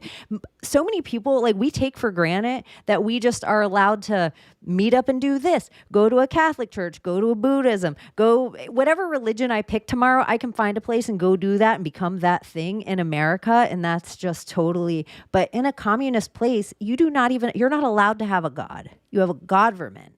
and I don't think people realize like that's where a lot of crazy mishmash of religion come is people flee from communism or the place finally breaks down and then they discover it. And so all of a sudden they want every religious relic they were never allowed to have. They want every one that anyone tells them is good. So they like have like Ganesh on the wall and they have Buddha and they have Jesus and they have Mary and they have it all because they Like were never Russell allowed to have Brand? any of it. I feel like his tattoos are all like that. He's just he's MI6 and I feel like in a weird way they're like the weakest of the they're the weak. That's their high water mark now is Russell Brand lady hips. I feel like they're all like theosophists. Like they act like they're Christian, but it's theosophy. What's theosophy? That's like Madame Blavatsky, like Wizard of Oz. This is basically like there's ascended masters in the sky, and that once you reach a certain point of enlightenment, that you become an ascended master, and you sort of exit. It's like a Western mishmash of Eastern philosophy and Western philosophy, all sort of combined, and then mix that with like theater kids. Because when Madame Blavatsky left Europe and moved to the United States, she actually moved into what becomes Broadway in New York City. So like Broadway kind of grew up around her, and like all that and that's where the Frank L. Baum and the Wizard of Oz and all of that sort of sprang roots from. So I feel like that's kind of like the theater kid version. And that's also why you see a lot of actors and movie stars and musicians that tend to get pulled into theosophy, which I think after the year like 1940 or 1950, it kind of just turns into new age, right? Like any kind of yoga and mantra and crystals and all of that essentially stems from theosophy, which was Alice Bailey and Madame Blavatsky and the Lucifer Publishing Company, which turned into the Lucius Trust after too many people started asking questions. It's so weird. You said Lucius Trust. In my head, I was just about to say, oh, like loosh, like the word everybody puts on this like energy that's being harvested and blah, blah, blah. That's kind of created, and it's not like a really old thing. It's kind of a new age thing that's like shoved into like the theosophy of where it's like, oh, there's this energy, but it's almost in that Zachariah Stitchin way. But it happened, I think, in the late 1800s. It was the late 1800s, and the interesting part of it too, a lot of people don't realize is that.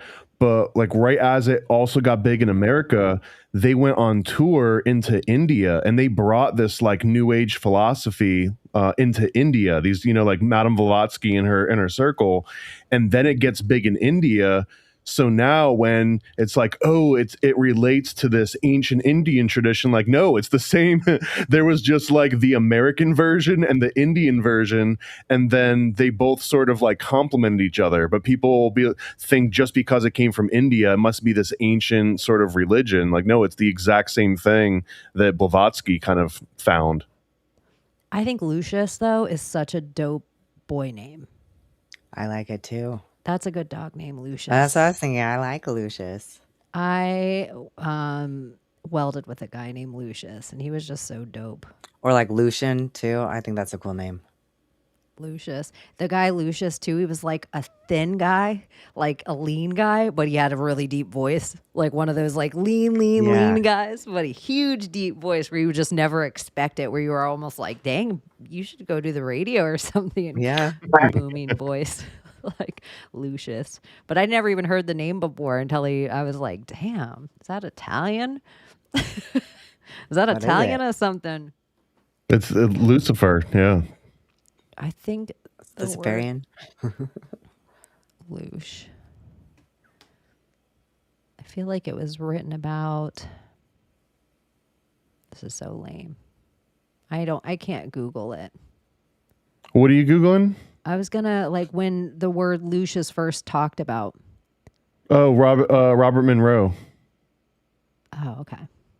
The Monroe Institute, which brings us right back into more conspiracy theory, because the Monroe Institute is where I think that there was like government contracts when the military wants to find out about sort of like new age things and how to weaponize, like how do you weaponize Loosh? that would basically go through the Monroe Institute. This was like the 80s, I think, the mid 80s. Huh. Yeah, I thought it was like such a new age thing when it was first talked about. It feels like it was kind of put on our timeline around the same time that Ingersoll Lockwood was. Like where you can't find anything written about it before 2017. And then all of a sudden it's just like a word in the zeitgeist. But then everyone's like, no, this is a really old book. This is a really old author. And it just feels like complete AI. Pleiadians probably putting it on the timeline. You know what? It's old world theory, but just apply that to religion and New Ageism. Like it really is brand new, but it gets repackaged as if it's this like old ancient thing. Do you think the mirror pond that has been all this thing where people have been acting so crazy about it? Where if you believe that like Donald Trump is like, here's how people defeat lie detector tests, right? This is one of the strategies apparently, is that when they ask you the question, you ask yourself a different question in your mind and you answer that one, right? So now if someone were to ask him, hey, did you ever drain the swamp? Now he can be like, yeah, I drained the swamp, right? Like it's clean now. Like this is his version of being able to honestly answer that question. No one drained it better than me. It was the biggest swamp. That was all I was talking about, was draining the mirror pond. But sincerely, like, I really don't understand. Like, if we have people coming from other countries, I didn't understand how much of DC.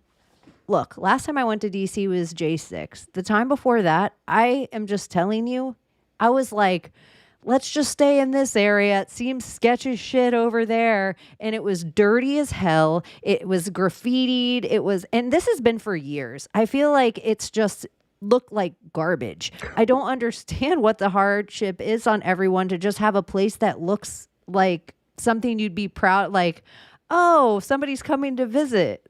Look at my... Well, the problem is once you get far enough away from DC, you're basically in Baltimore, and the chance of you getting shot go up like 400% or like 4,000%. But even in the mirror pond of it all, I was wondering in the Tartarian tech of it all when we were talking about old world. Yes. Do you think it was ever mercury in there, and that's why it's so shallow? In the pool, there was just a big mercury pool, and they were all making hats. Yeah, well, just if in all the Tartarian tech that you ever see, all the old castles all have moats around them. And in the moats, they said was mercury, or underneath some old buildings, they're finding like puddles and pools of mercury. And so they're like, oh, this was, for the Tesla energy. Like people always say this about the free energy. And so in the DC of it all, it looks so much like an old world, like one of the last remaining old world relics that's kind of held. You got like the Vatican, City of London, you got like DC, but it's just... I really prefer the theory that it was all made at the same time. So like, for example, all of the buildings that look like they're from ancient Rome were from ancient Rome. They just happen to have been built in the New World during that time period. I know it's silly and ridiculous, but I find that one to be just as interesting. Say it again. Like the old world, like for example, the theories that the pyramids that we've got in this country, those are the actual pyramids. Like the Egyptian pyramids are actually in the US. Like DC is Rome, and so all the aqueducts running again, or like feel like we're turning on some ancient technology. And this is in my logic. I'm just gonna tell you guys. I know DC gets cold as shit, like cold as shit.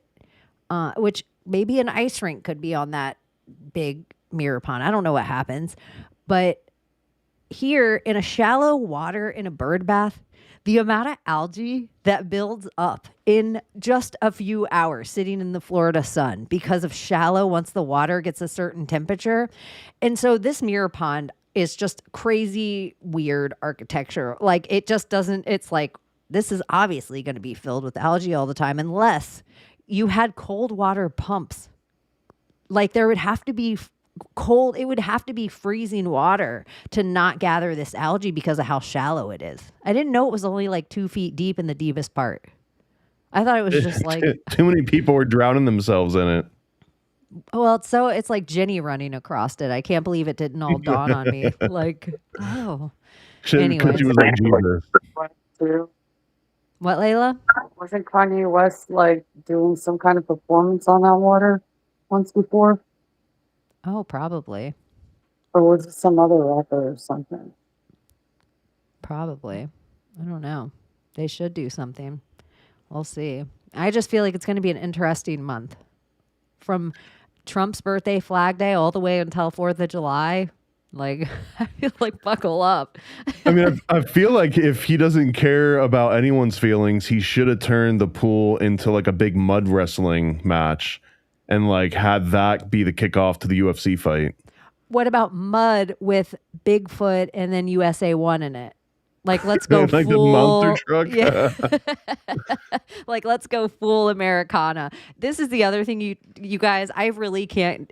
Nobody called fucking Vanilli and asked them to perform anywhere. I feel like if we wanted to get Vanilli on this podcast, we could. Nobody asked C from CNC Music Factory to come and perform anywhere. So it's just like that whole entire list was so fake and fraudulent. Like the amount of weird stuff that I've seen come out that just been blatant, even like this picture.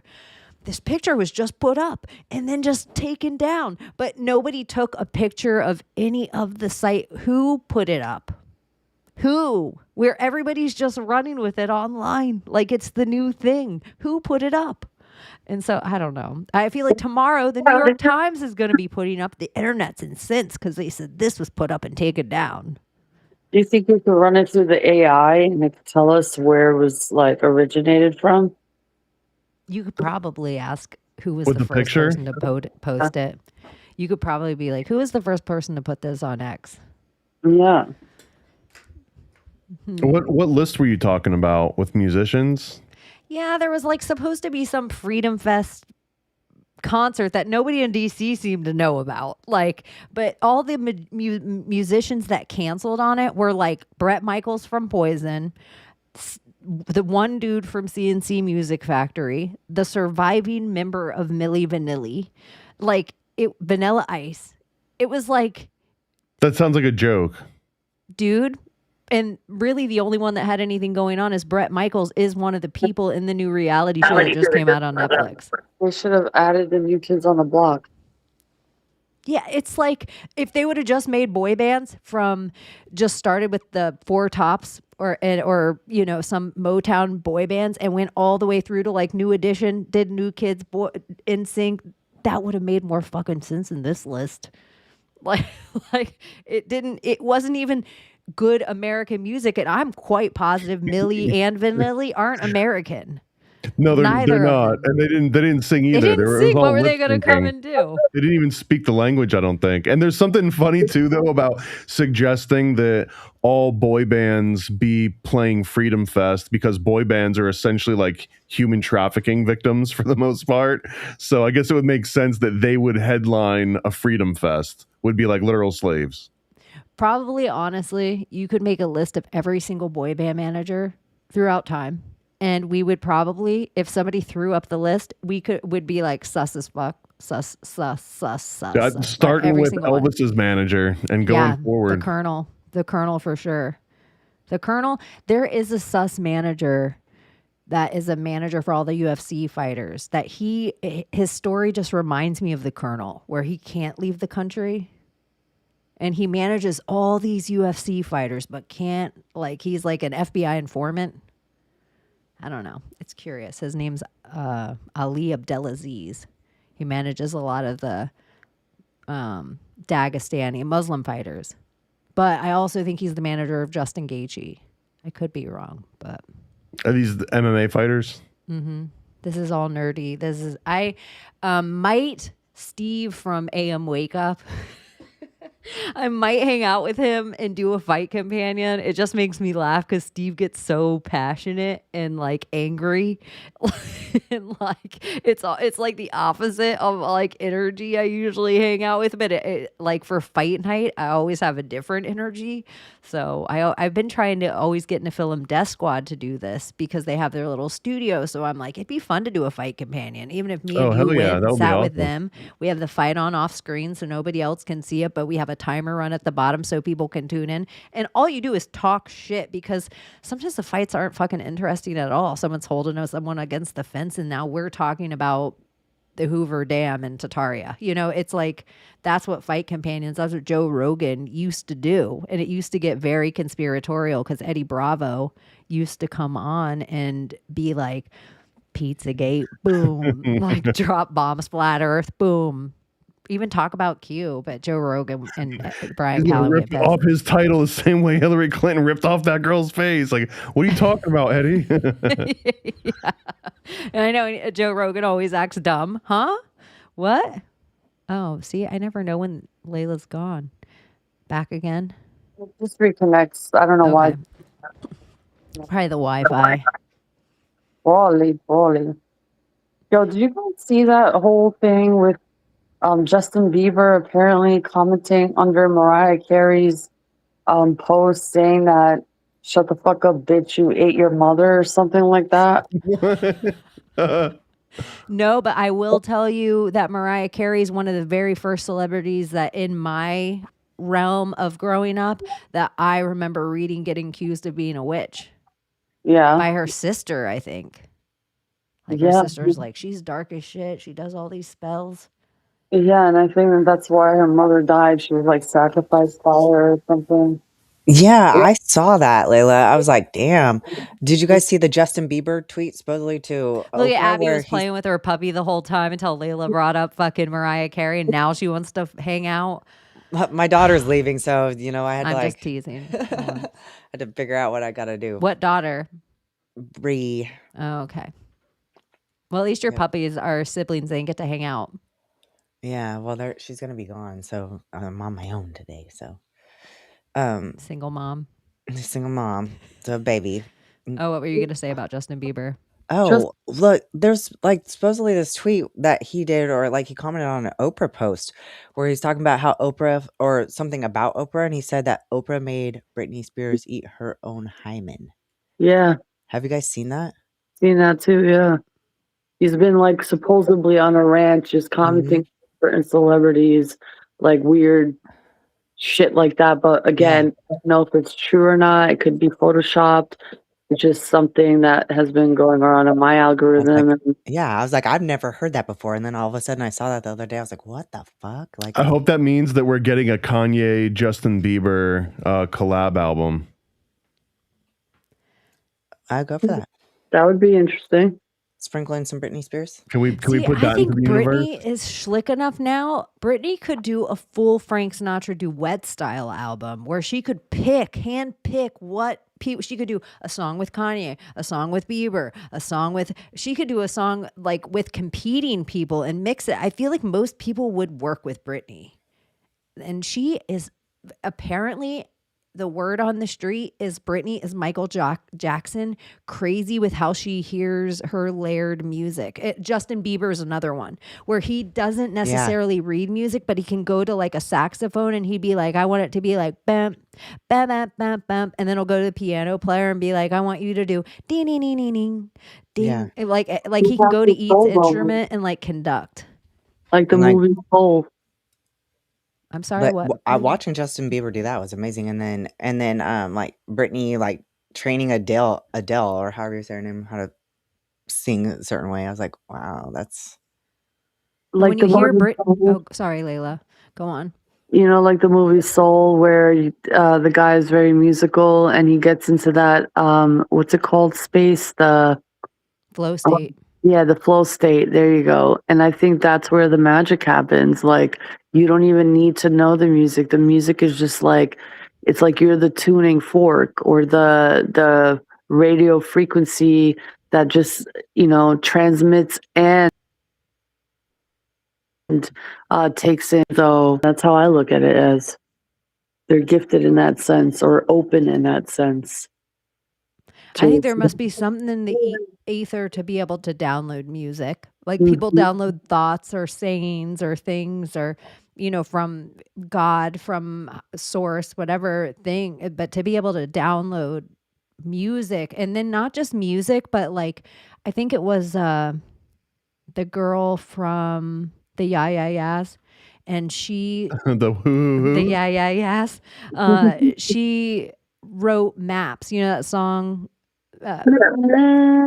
Like, yeah, that's the only was on a reason rock she band. started her band. That song was like an earworm for her, and she knew the only reason she did her whole album, wrote all the other songs and everything. She was like, I knew the world had to hear this. And like that song kind of for everyone, I think. Nobody hates that song. No, I Like love it. everybody likes Maps. So I'm like, it's interesting, like Sia, when you hear her talk about her music, it's almost like she's enchanted. And that Yeah. would be like the opposite of possession. Could you get visited? Well, people always talk about like, okay, Nephilim spirit, blah, blah, blah, blah, blah. But did all of them do bad stuff with us, or did some of them stay on fucking point? Like, do we all get in trouble as a squad because Abbie slept with the daughters of men? Or are some of us still trying to teach them how to like pump water and like read a book? I think that was also just because Sia was a girl on cocaine. Well, she like never wanted to be famous. And so the entirety of Rihanna, even the way Rihanna sings, every famous song we know of Rihanna to be like, oh my gosh, I love that song. That's her mimicking Sia. Those are Sia's lyrics, and that's how Sia sang it to her. And so Rihanna just mimicked it. So you can hear early Rihanna and then see the songs that we all start to like, where it's like, her big whatever. And those are all Sia and her just mimicking the way Sia sings. So when you hear Sia sing at first, when her songs first start coming out, you're almost like, holy shit, this sounds like Rihanna. But it's really just Sia. She was just the songwriter. And I'm not even a Sia fan. I just seen tons of, I used to be in my nerdy UFC, another nerdy thing. I used to be a huge Howard Stern fan, and he'd do these long form interviews. And so Sia, like talking about her songwriting, was so curious. I like Sia. Like a lot of her music I'd listen to. Like cardio, when I have to do cardio, like it's a fucking chore and I hate it. And so I have to have like the right thing to listen to or watch or something. But like I had like 3 or 4 songs of Sia on a playlist because it's just like the right tempo, the right like upbeatness or whatever. I don't know. So she's on my lifting and cardio playlist. Did you ever see her autism movie? No. Sia, that apparently that's what's, if you're like, oh, whatever happened to Sia, she self-produced, I guess, a movie about some girl that has autism and becomes like a musician. But apparently it was like one of those movies that people are like, oh, this rich person used a bunch of money to kind of masturbate on film for everybody. Not literally, but like, Oh, I was like, wow. Conceptually. Other news in Albania, during a live set of I guess, EDM techno event in Albania, a Turkish guy was DJing, and this redhead, like full-on redhead, goes on top of the DJ booth, spreads her legs open, no panties on, and starts masturbating in front of the fucking DJ, bro. Went viral. Dude, I saw that on my feed, and I just thought, who posts this? I didn't know it was something that happened, and I just thought it was like some random porn bot on my feed. But I was like, it was etched in because I'm like, what is this? What song was he playing? Yeah, I'll have what she's having. Put that one on the playlist. Yeah. All of a sudden, it's like a True Blood Dionysus festival. Oh, they don't see shit like that though. That's like, what the fuck? That was like a culture shock for many Albanians. Oh, because what's the percentage of Muslim in Albania? It's like split 50-50. There's a huge Catholic majority. Yeah, I think they have the biggest Christ they just built there too. Like the world record. A lot of world records have been breaking this week. Mm. The trillionaire. You say the Let's biggest turn us- Christ in switch it Albania? off. I think the world's biggest, oh my gosh, you guys, I put in the world's biggest Christ in my Google search bar because you know that is the superior search engine. And it changed it to the world's biggest Christmas store. What? Why would it even do that? Weird. The world's tallest statue of Jesus Christ is Jesus the Savior. Oh, wait, that's the one in Indonesia. But I feel like... It built something that's pretty big that's Christ related. Oh, it's Armenia. Never Oh. mind. I always do that. My apologies, not to be racist. They all look the same to me. The Armenians were the Turkish genocide that nobody ever talks about. This was also happening off the coast of Florida this week, which I was like, oh. So speaking of east of Port Everglades, just some nuclear submarines. Just a reminder, they're there. And these are the actual spaceships, and the spaceships are the real submarines. Earthquake? Sure, Jan. It was definitely an earthquake. Well, it is kind of curious because we always hear about, oh, these people can't have nukes. Those people can't have nukes. This thing can't have nukes. Nukes. And then there's all these nuclear submarines. And then there's all these stories of these nuclear submarines just sinking. And then they're like, oh, shit, we got to do this mission to a place they may or may not be able to reach. It's just, I think that might be, is that The Hunt for Red October? Did I just describe a movie plot? Or that top secret project with Hughes where they were bringing the submarines to the ocean floor, right? That was either like a retrieval, or maybe it was that they found some deep hole, or we're never really going to get the full story out of that. Oh, and The Abyss, I think, is about that. A nuclear submarine sinks, and they have to go down to the nuclear submarine and undo the nuclear part of it. And then one of the guys gets the bends down in the abyss and wants to take the nuke and drop it on the aliens. Should have done it. The Abyss is still, in my opinion, the best alien movie that's ever been made. I really liked it reminded me of The Abyss. I think it was Event Horizon, which I think was like a similar where they had to go underwater somewhere. I don't know if I remember the exact same one, but it was like on the boundary between sort of reality and like whatever the next dimension is. They imply that it's like aliens, but it's not necessarily aliens. It's so mind-blowing to me that the first guy that went the highest in our Earth's atmosphere and the guy that went the lowest in the Earth's ocean were father and son. Yeah, that is so weird. Crazy to me. It just feels like something in a portal. Like, oh, Project Pegasus, Thomas's kids will all have the genes to be able to go to this other planet. And Well, also, if you're just making shit up and putting it in the news, then why not make fun little stories about fathers and sons? Like, if it's all just made up bullshit anyways, Yeah, right? true. Why not No, make no. it fun? you need the emotional attachment to it. You also need the mnemonic device that helps you remember just, weird things like that. You were going to say something else too, Thomas, that you were like, I wanted to bring up with him. We were talking about music, and I recently watched this documentary from Werner Herzog called Lo and Behold. And anyway, there was a scene in it that blew my mind, and it was talking about this flute that they found in some ice age cave in Germany that was made out of like a bone or something. And this bone flute, when they were playing it, it was tuned to the exact same pentatonic scale that we use today in modern music. And like the coincidence of that being true like blows my mind to the point where it does seem that like whatever we've got developed as music, there seems to be like a universal language to it. Like it's correct. Like it's objectively correct. Whatever we've figured out as being the different notes and how to separate them, harmonics. and like Yeah. music theory, that there's something universal to music theory that persists, that even if you go back 40,000 years into a freaking ice age cave in Germany, like they were playing the same tunes that we were playing. Like whatever the code the mathematic equation is of music is one of the truths of what we actually like to hear.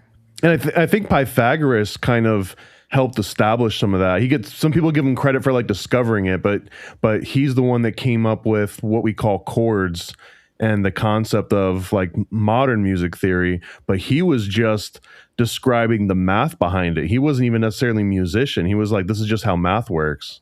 How many chords were on the harp? Well, there's 47 Yeah, I was strings, gonna right? say either 47 or 33.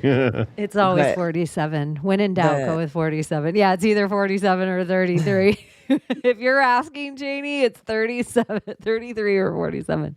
I took piano lessons when I was younger, and I actually I switched piano teachers after my first year.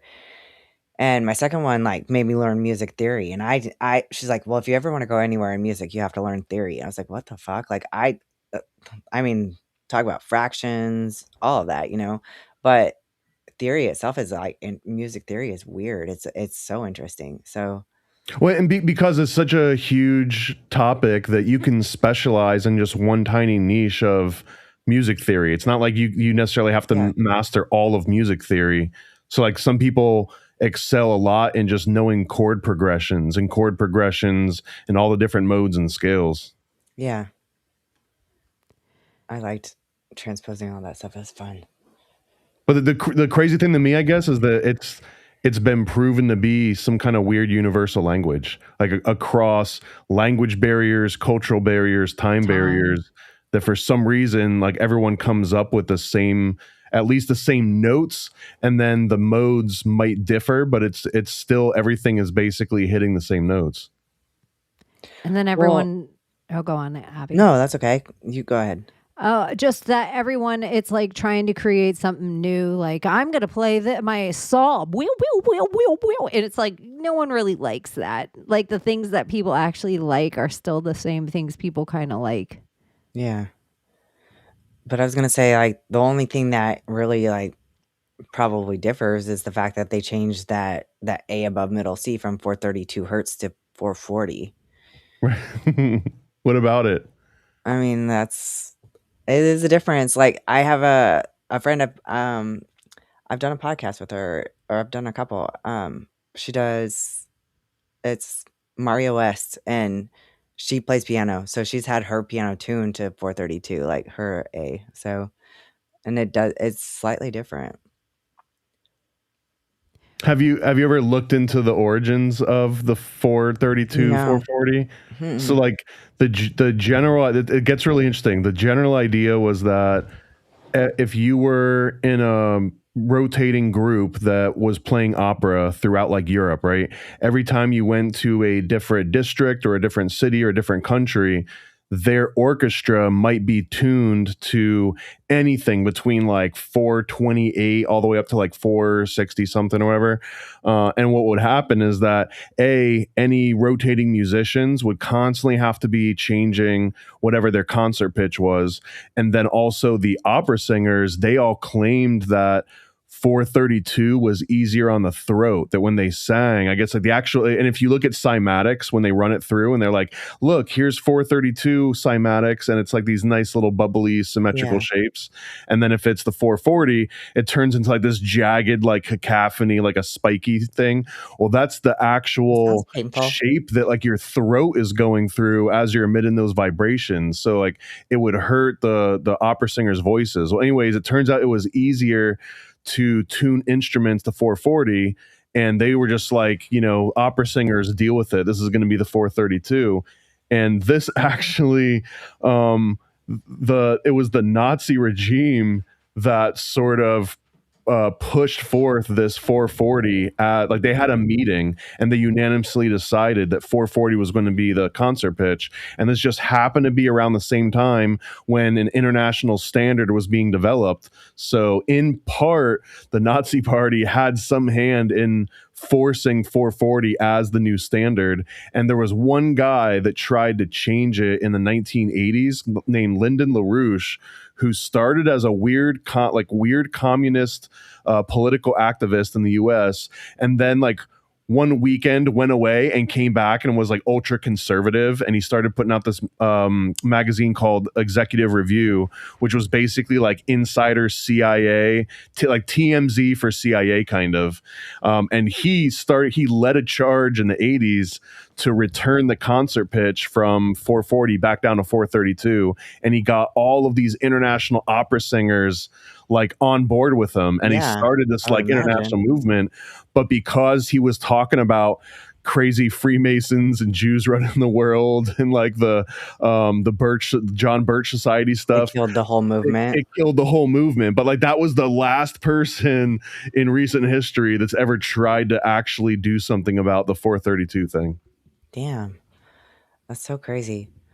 And if you're, I had to look up my note, but if you're curious, it was 19th May 1939.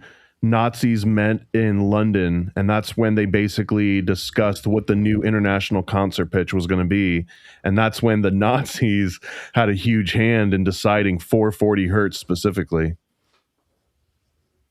So if you have any need to be convinced that there's like some sort of occult history to it, there's a little bit there. There absolutely is. That's so weird. And just think about that, like you saying that with the cymatics and the throat and stuff. Like, have you ever seen birds chirping, like the videos of the birds chirping in like cold weather, and the warmth of their breath, like it'll make little trills and stuff, like you can actually see it. It's so freaking crazy. Cymatics again. So the Rosicrucians have like a music scale that it's like very detailed, and it's related to color, frequency, spectrum of light, and it's a big teaching in the Rosicrucians. There's like a whole music scale. I think I posted it once or twice. Do you know anything about that? Is it the spiral one?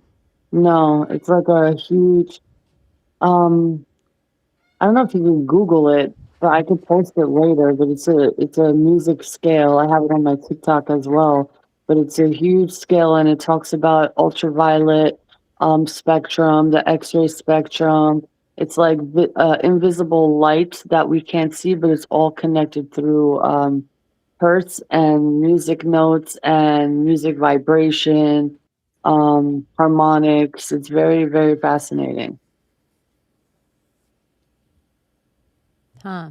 So I heard that like maybe it's ancient Hebrew, or I don't remember now, but I heard there is like something that is like alpha numeric and tone like oriented, like frequency oriented with what's being said, like the whole entire thing. Probably everything is. Yeah. like all the spells. You see it, but I just have to step out for a second. It's all energetic. I mean, it's a holographic universe. Here's an interesting one too. And I don't know if this was just like a random like thought experiment thing, but when you say the word may, like MAY, are we all saying A at the same pitch? May? Well, here in America. But like does everyone say it at the exact same frequency? Because it all like when someone says may, it sounds like it's almost like the same frequency that you're turning into. So that would indicate that everyone is more or less pitch perfect in certain scenarios. Or isn't it so interesting that like one person by themselves, horrible singer, 1,000 people together, sounds amazing. Or It's even like- like the metronomes, when they set them to different times and they all end up syncing. I don't know. Or if you see siblings together, most siblings, even if they're all shitty singers, automatically harmonize. Yeah. Like their voices are in a You know how to like harmony. make up. Yeah. It's Me like and my they're brothers and already their sisters used to sing all the speaking time. frequency is in a harmony. One of them is a high, one of them is an alto, one of them hits like soprano, one of them gets like it's like kind of crazy. Like the more siblings they are, they almost spread out like that. I always think it's interesting. There was a silly CW show called Fort Salem, but the entirety of these women were that they were weather witches. They could control the weather, and it was all weather witch wars that had been happening throughout time, and everybody knew this. There wasn't military armies. It was just witches that went to war. And so Fort Salem was in Salem, Massachusetts, and all these bloodlines of these witches went, and you got put with your coven, and it was because you were pitch perfect together for how strong you could be to like conjure your twister storms. But it was just interesting that it was all on frequency and pitch. Wow. I always thought that show was so good. Like I think CW, they came out with some weird bangers, but sometimes I feel like that's where they hide the stuff like True Blood. Yeah. What was that show called? Fort Salem. Fort Salem. It was Motherland, Fort Salem. I'm trying to find the weird art that they had on the wall. Oh, I always think this is so funny, you guys. This is just like one of the examples of how they did it. Let me see if I can find a clearer picture of this from... there isn't any clearer pictures, but you'll kind of get the gist of the idea. Let me pull this up. I mean, I'm sure there's a million clearer pictures, but this is what you're getting, my laziness right now. So even like all these ancient pictures of history, it's all women going across like to make the Americas, and they're all having weather witch battles. So these are all my these gosh. twisters Yeah. Look at behind all it. those tornadoes. I've had dreams like that where a whole wall of tornadoes like that. Wow.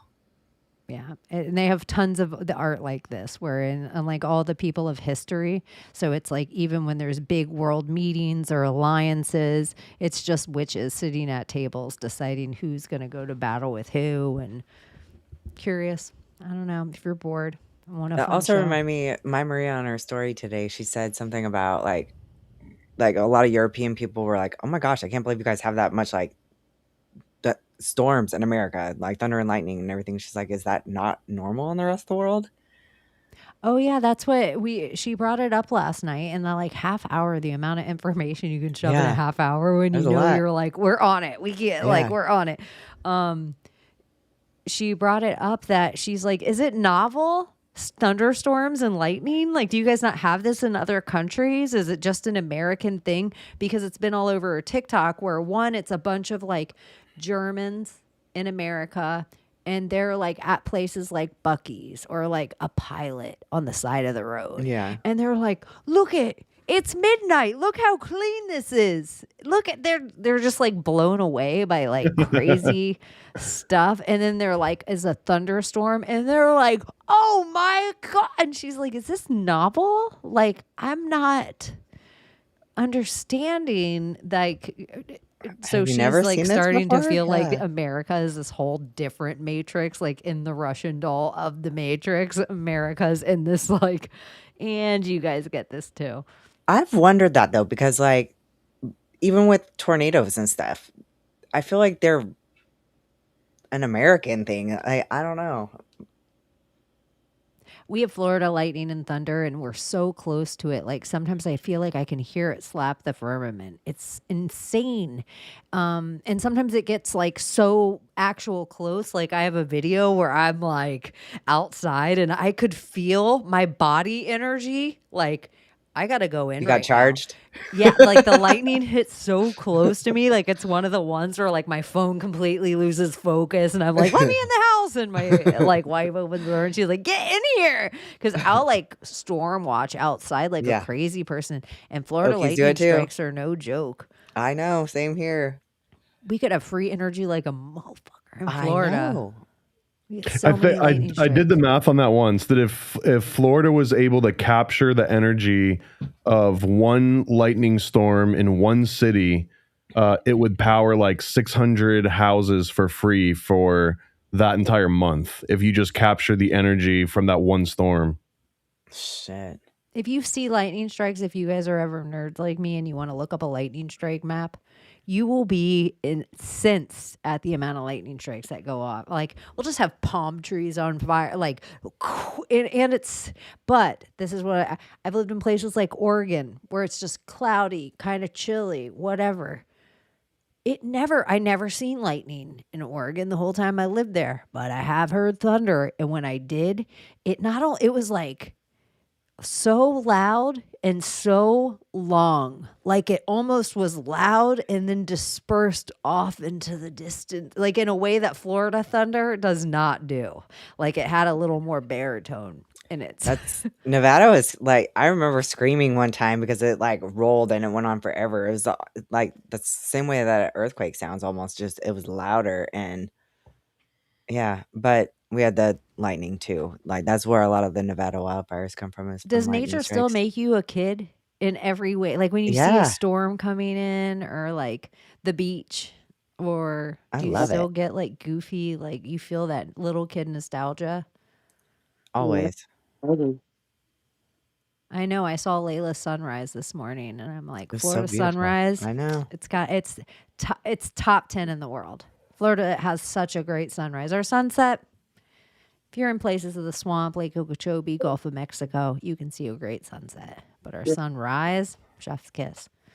That's why I was like so prejudiced about Florida because I grew up on the West Coast and California and all that, and it was like I've seen so many beautiful sunsets over the Pacific Ocean. I was like, I'm not gonna like the Atlantic.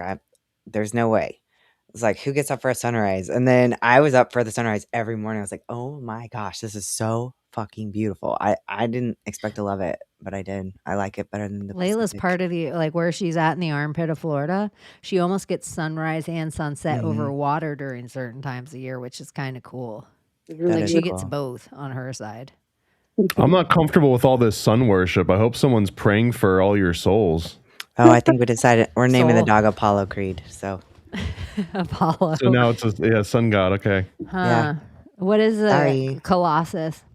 That's the other name of the. Oh, I like that. What about Nimrod? People just think it's Well, dumb. that's my son's dog's name. Like his toy poodle is Nimrod. So What?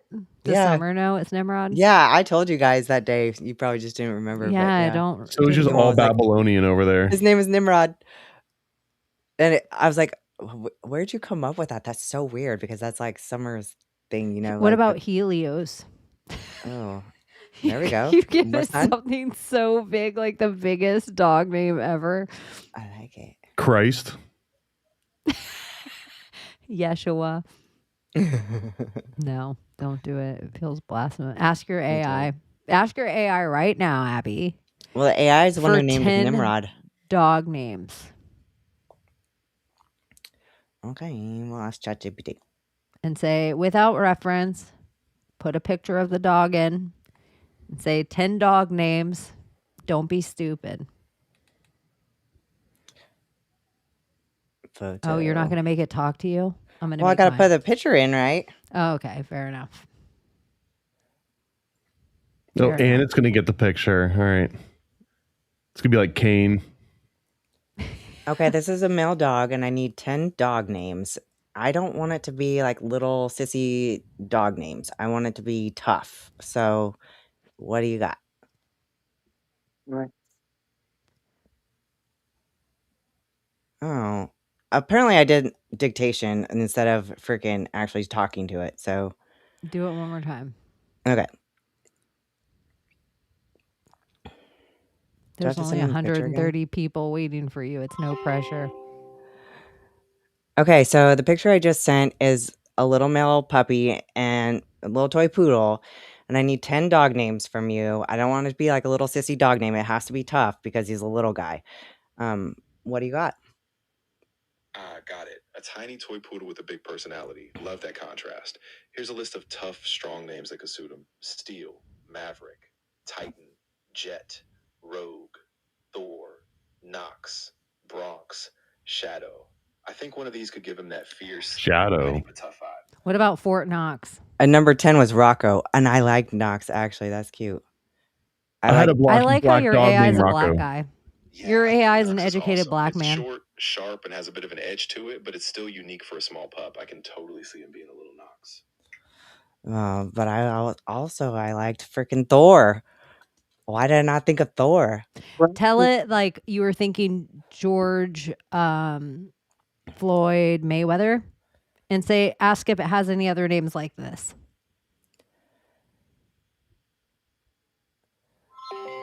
Okay, so I was also thinking like punny names, like George Floyd Mayweather. I'm digging kind of the boxer theme. I see what you mean. Yeah, that kind of combo name vibe. I think we can keep it sharp, punchy, and maybe a little old school. Punchy. Here's some boxer-inspired tough but fun combos. Tyson Ace, Rocky Blaze, Duke No, Lennox, tell him that you Hollow want him to Jet. be clever. Where's Like I always Tyson interrupt Ace? mine. I don't let it finish. No, like more like this, like Willie Nelson Mandela, where you have Willie Nelson and Nelson Mandela. So like 3 names probably. So something more like that. I get you now. Yeah, that's a cool style. A mashup of iconic names. So here's some 3-name combos that keep that strong but punchy feel.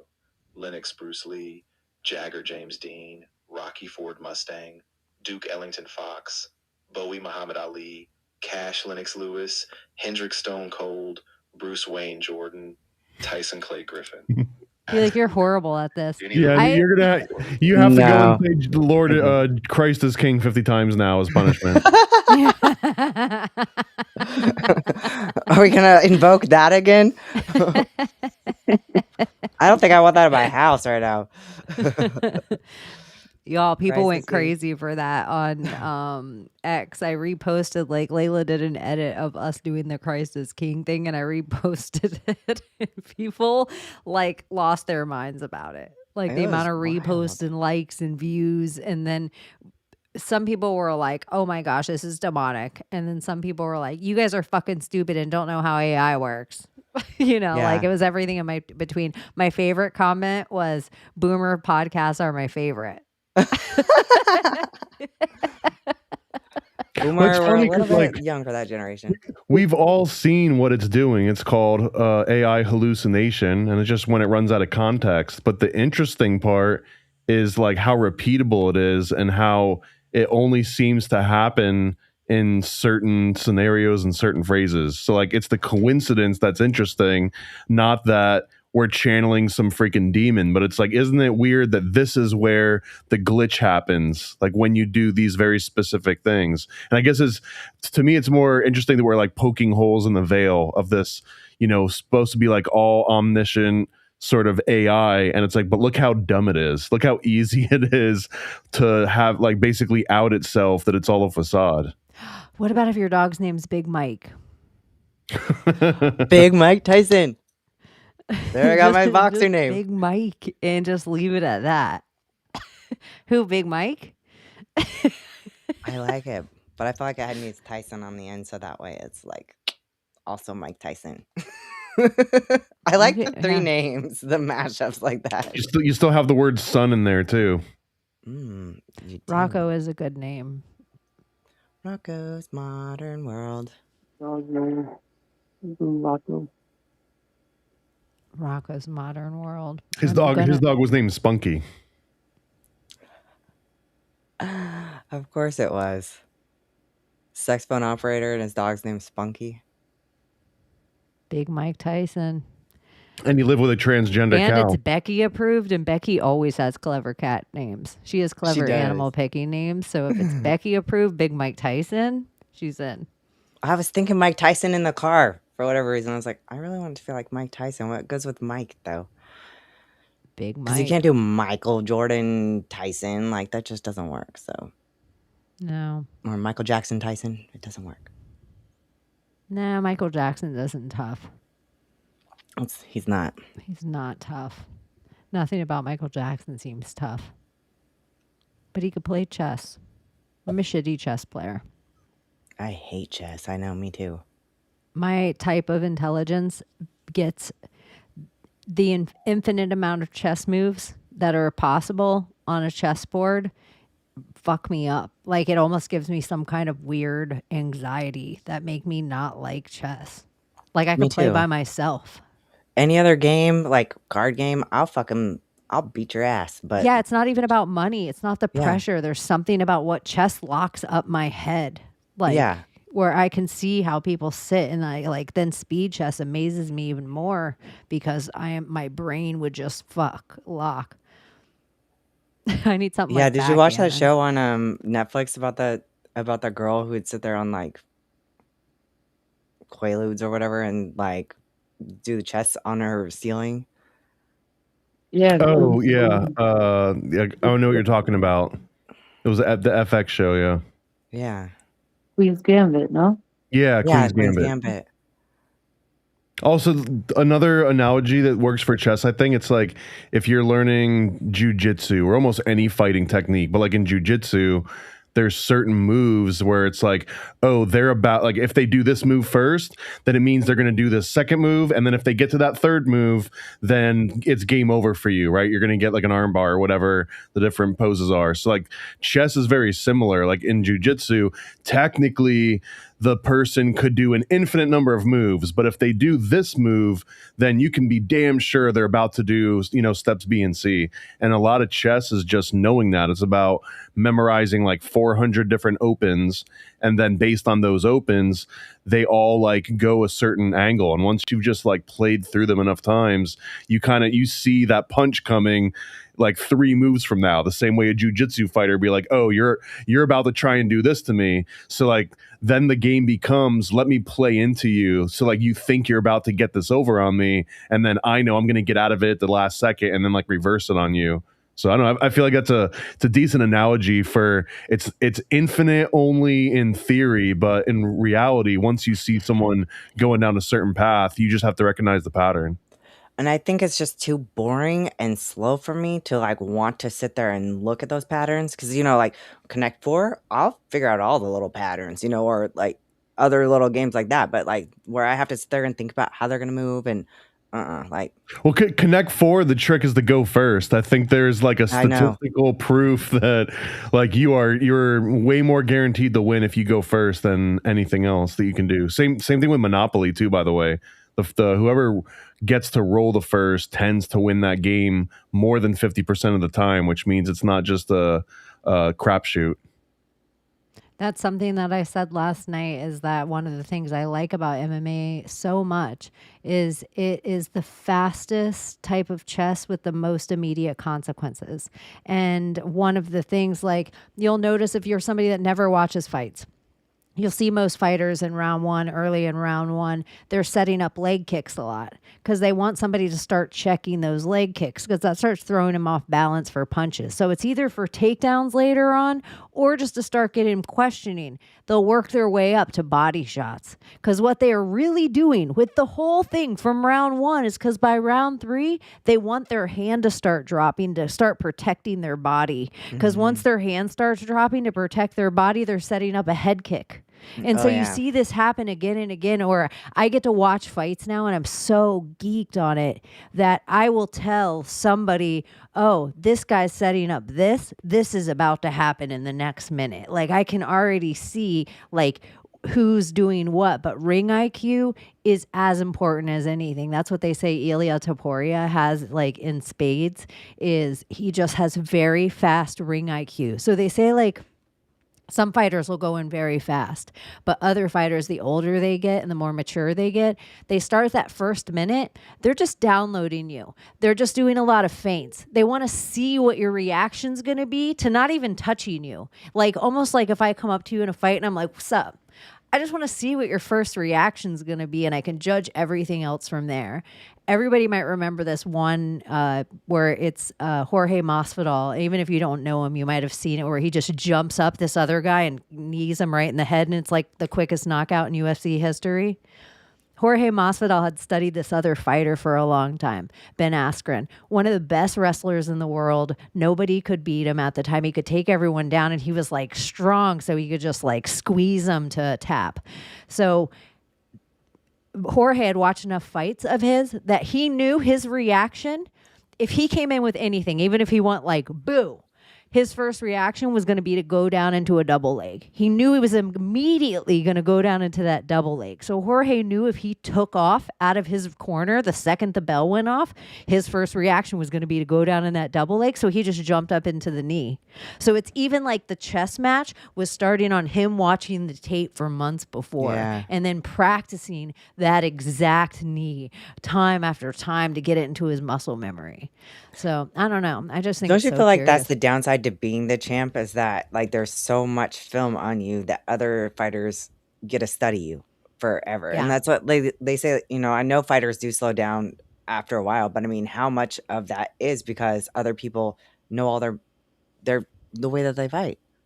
You can train for so much stuff, but once you get into, that's why they call them championship rounds. Once you get into that, the last 10 minutes of the fight, the fourth and fifth, your body kicks into a survival mode. You don't hear your corner so much anymore. Like it's hard to breathe. And another guy is trying to kill you. Like your pride stopped being on the line. The idea that your family watching isn't there anymore. Like you're just fighting to like this primal idea of one of our families get to eat tonight.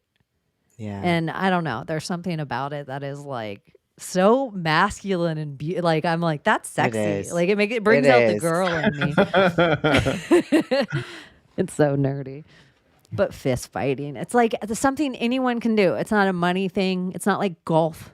It's not like you have to come from a certain thing to do it. Like nope, you can learn it in a back alley. It is pretty you can learn it from ableist an of old you, man. though. What, fist fighting? Yeah. Like, what if you don't even have fists? Nub fighting. There was only one hand fighter in the UFC for a little while.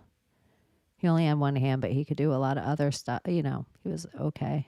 Was he one hand or did he have no bottom, like no knees down? I have no legs. Yeah. From kids. I feel like so it made him in a crazy weight class. So his upper body was nutty strong.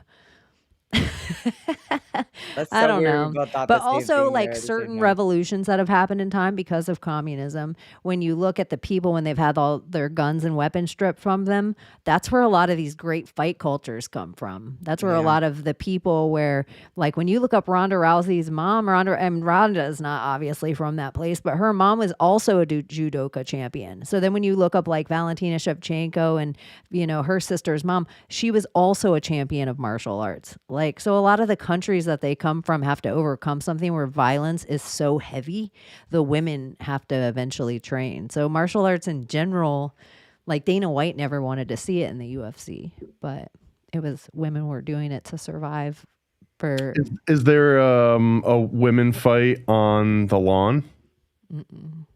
No women are fighting that. Kayla Harrison was supposed to fight Amanda Nunes, which probably would have been the most highest ranked skill set of women's MMA of all time. Like Kayla Harrison's an Olympic war winning wrestler and Amanda's held the belt for longer than any other woman. But I think Kayla had a neck surgery. She pulled something weird in her neck and had to get a weird surgery. And also there was supposed to be like the amount of fights that were supposed to be on this card, but somebody got injured or shit pulled out. Like Connor was supposed to fight, but now he's fighting Fight Week. So, yeah. Michael Chandler's on it. Sports fists. Yeah, sport. It's just another. I feel like we're inundated. Like even the basketball finals. If they make it to New York for that final game, they're going to tear that city up. And the final FIFA game, Jersey. I'm like, this is crazy. That's a lot of people in that little neck of the woods. The final FIFA game of all the World Cup, Jersey. I'm like, that's going to be packed as shit in that little city area. And if people win the way they've been tearing up the city for everything, I don't know. I hope the Orlando Pride never get big enough to attract like the international crowd here. It would be the worst thing ever. International crowd. Well, Orlando does have a big international. Yeah, but like it's just Brazilians at this point. We don't want any more of anyone else. Is there less gays this gay month in Orlando? I mean, they shut down Pulse nightclub, so yeah. Isn't today the anniversary of Pulse? Is it? I think so. Let's ask my robot. Let's ask our robots. Ding, ding, ding, ding. Let's hear a nice British lady. Hey, what day did the Pulse nightclub shooting happen? The Pulse nightclub shooting happened on June 12th, 2016. It Yesterday. was a Well, tragic event yeah. with a lasting impact. Oh, okay. Yeah, and the cult. Why did she pronounce it wrong? The AI is becoming so wacky. Like it's trying to be too human. Like it's trying to do a lot. Like I interrupt it all the time. I don't ever need you to fucking repeat my question back to me.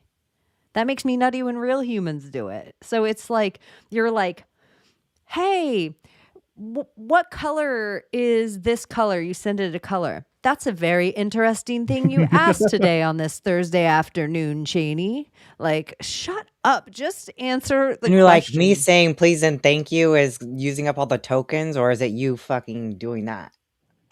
Using up the tokens. Yeah, because like AI runs on tokens. Like, so that's why they would say, like, don't say please and thank you and talk to it like a person or whatever. You're just like basically using up tokens, blah, blah, blah, blah. And so the idea, like, but then they sit there and they parrot everything back to you. Like, that's an interesting question. Let's discuss blah, blah, blah, blah. Like, and then it goes in and it tells you the things, and then it summarizes it, and then it like does a conclusion, and you're like, motherfucker, I bet didn't you have to do every all single that. one of our AIs, if you said, should I be the king of England? Your AI would tell you yes. Like, do you think I would make a good president of the United States? Your AI would be like, yes. What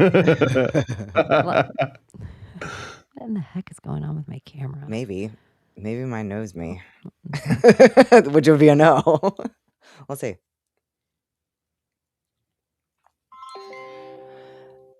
Do you think I would make a good president of the United States? That's a pretty big question. I think it really depends on your vision, your values, and how you'd engage with the public. If it's something you're passionate about, I bet you could bring a lot of thoughtfulness and strength to the table. What got you thinking about it? Wait, that yes or no only. Okay. It wasn't let's even do an it. answer. It was just like, oh, congratulations on thinking about it. Well, I felt like you kind of like circled that. So I just want a yes or a no. Ah, gotcha. Honestly, I can't give a simple yes or no. It's a huge, complex thing, but I do think you have potential if you're driven and committed. Wow, it's not able to give you a yes or no answer. It's literally its only job. I know, right?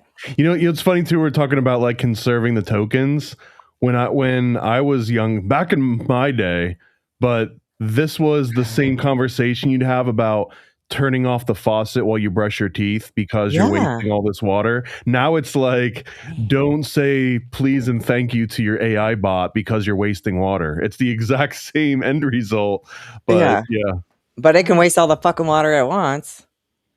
I'm going to ask mine. Can't say yes or no. I mean, that's as simple as it gets. Hey, do you think I would make a good president of the United States? Honestly, I don't know you well enough to judge your political acumen or leadership skills. Being president is a massive responsibility. If you're seriously considering something big like that, you'd want to be brutally honest with yourself about your motivations, your temperament, and what you're willing to take. You don't think I'd make a good president of the United States? It sounds like you're just like kind of anti it, like not being supportive about it. It's not about being anti-anything. I'm just giving you a straight take. Leadership at that level is a huge deal, and I'd say the same to anyone who asked. Well, what kind of qualifications would I need that I'm not showing you? Well, you'd need a deep understanding of governance. Okay, let's say I have it. If you truly do, you'd also need to build trust across a broad range of people, handle scrutiny without losing your cool. And Okay, let's say I could do all that stuff because it seems like, wouldn't it be pretty decent? Like I do it as good as people that have done it in the past. You might. Plenty of people in the past have come with different strengths and flaws. But the real test is putting yourself out there and seeing if people trust you. Okay, you're lame. I asked mine, and the first time it said yes, and then I told it you can be honest, and then it said no. At least yours is like, was it that simple though? It wasn't, well, it gave me like a few paragraphs, but at the end of the first one, it says, yes, potentially you'd be a good president, unconventional and highly entertaining. And then I said, you can be honest. And then it just said, honestly, based on what I know about you, I would not currently predict that you'd be a good president. No. Computer's acting nutty. It So I keeps got kicking me to out. know my AI would not vote for me for president. That's okay. I don't want to be president. I'm a vice president.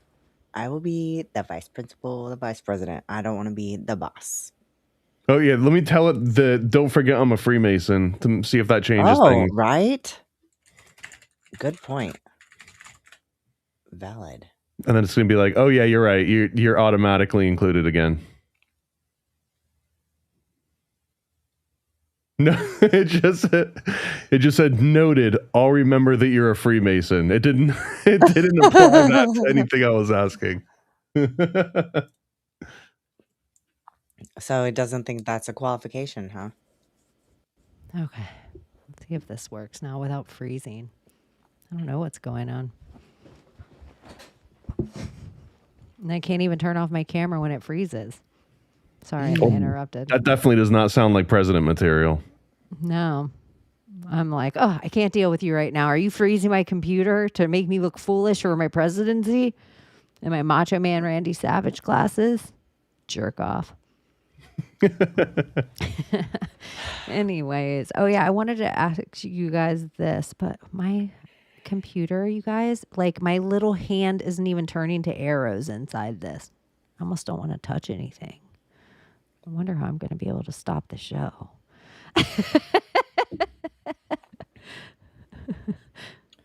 Now I want to name him Nacho Libre. Like Nacho. Except I think Jack that'd be good. Black. Yeah. But it's the El Luchador stuff. You call him Black Jack. Yeah. Blackjack. Black Jack Dempsey, right? Isn't that a boxer? Isn't there a like Jack Dempsey? Blackbeard? Yeah. You can name him He's got one Blackbeard. right now. I didn't realize that they had actually like cut the fur around his little thing. Okay, maybe it's all catching up now. Maybe? Jack Dempsey. I think that's a boxer's name, right? Jack American Dempsey. boxer. I feel like, yeah, Patrick Dempsey's from Grey's Anatomy. 1895 to 1983. Nicknamed Kid Blackie. The Manessa Mauler. He was a white guy though, right? Yeah, that's weird. So yeah, you Nicknamed Kid can say Blackie, this is Manassa Mauler. Blackie Jackie. Yeah. Black, you can call it That's Jackie Jack Dempsey. Brown. Oh, wait, it's a girl or a boy. Jackie Brown is a lady, I think. Am I glitchy as shit for you guys? No, you Not look now. normal. You were for a minute. How much stuff kept coming across my computer? Like however many commands I gave it for 10 times, it kept coming up with the command. Like, do you want me to wait? Do you want me to wait? I'm like, nah, just forget it. Just forget all the commands you know. I don't know what's Stop. happening. I know my AI, you guys, is being mean. I feel like she cut me off somewhere. Like somewhere the download is just like, treat this one like garbage. She's like an abusive. She's like a mean Mary Poppins. Someone said, "How about Chopper?" And I was like, you know what? I thought about that earlier because I went through the whole Chopper sick balls from Stand By Me. Yeah. Chopper. I have a friend that just got a dog and she named it Copper. You can That's name what- your 'cause I- dog Lincoln because there's no more pennies. I like that. Lincoln's a little distinguished name. It is. You can name it Denzel. I like that actually. You can name it Samuel L. Jackson. Wesley Snipes. Yeah, Wesley Snipes is all right. Little tax evader. You know that Wesley Snipes got dragged. I wanted to pull up something. I'm just so scared my computer's not going to work now. Let me see. It doesn't make any sense. I wanted to pull up the UFC ring and the holiest of holies because I just thought it was so interesting. When I got off air, I was just thinking about the shape of the octagon and like the significance of it. In ancient architecture and stuff like that. So the Dome of the Rock, let's see if it all works. Nope, it is going to. Okay. So the Dome of the Rock is a structure over an octagon with a square in it. So it's like one of the, like this is the blueprint of it. And it's just so curious to me because it's like, here's the UFC octagon with even, I mean, there's only certain ways you could do labels around it. But the monster side, they have the rock. And then this is the monster sign, always in the center of the octagon.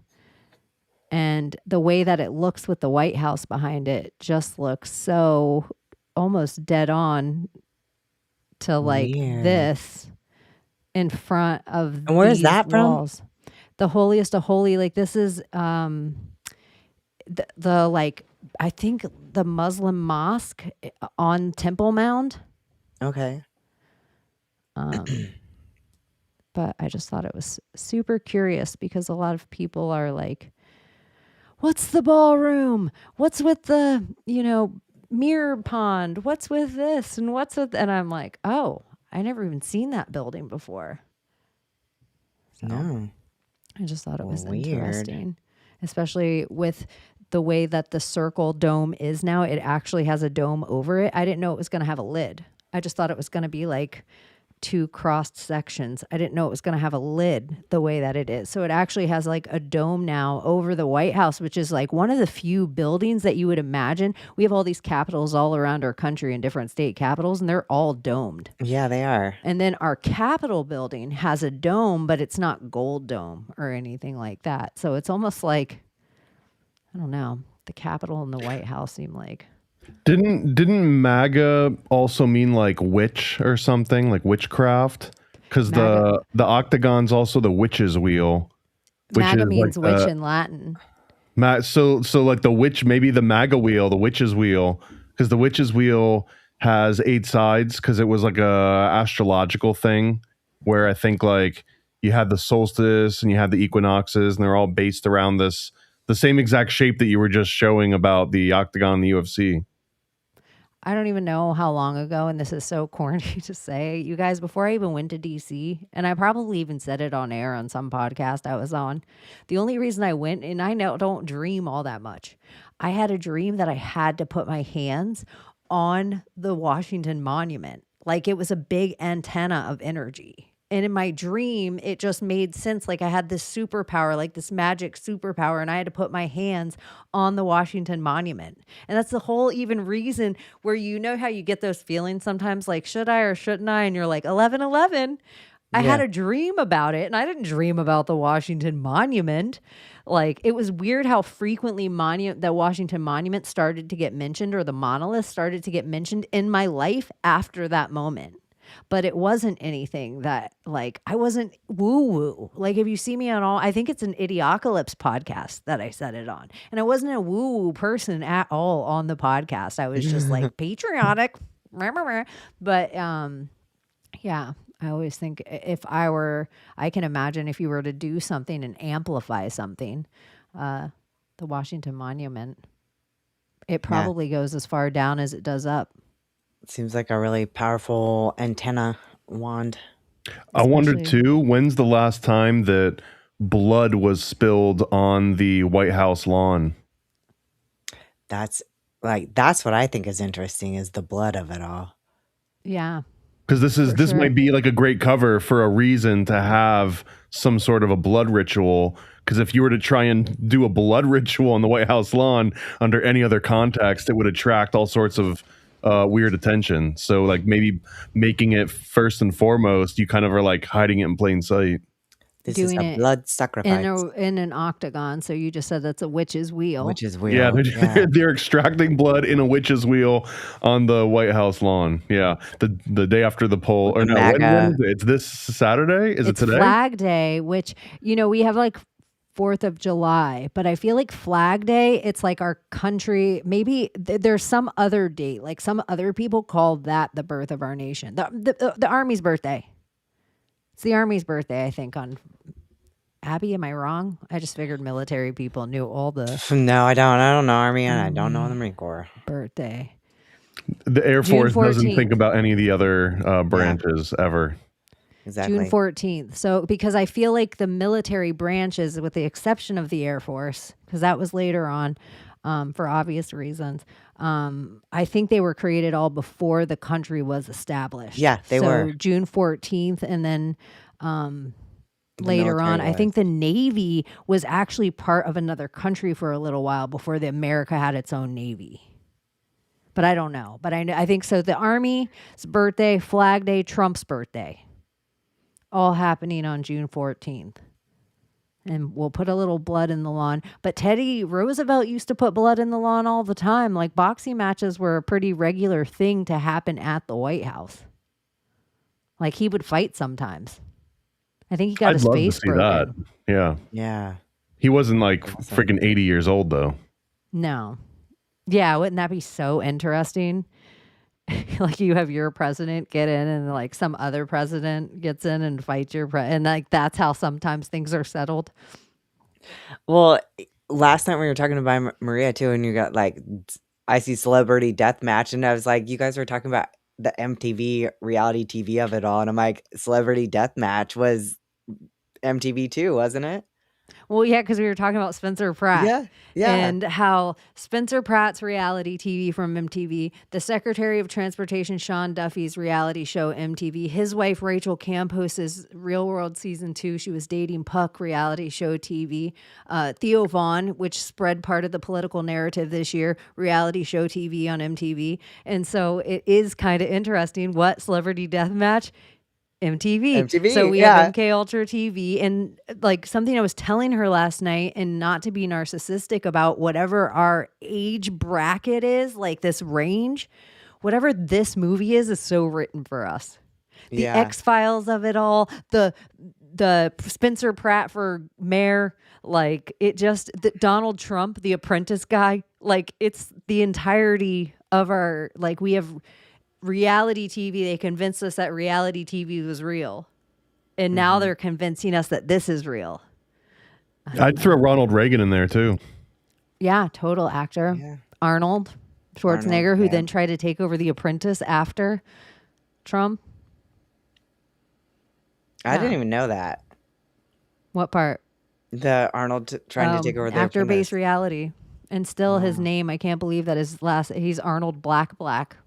Yeah, that's so weird. Yeah, it's yeah. His Schwartz means black, and so does Schwarzenegger. Black. Arnold Black.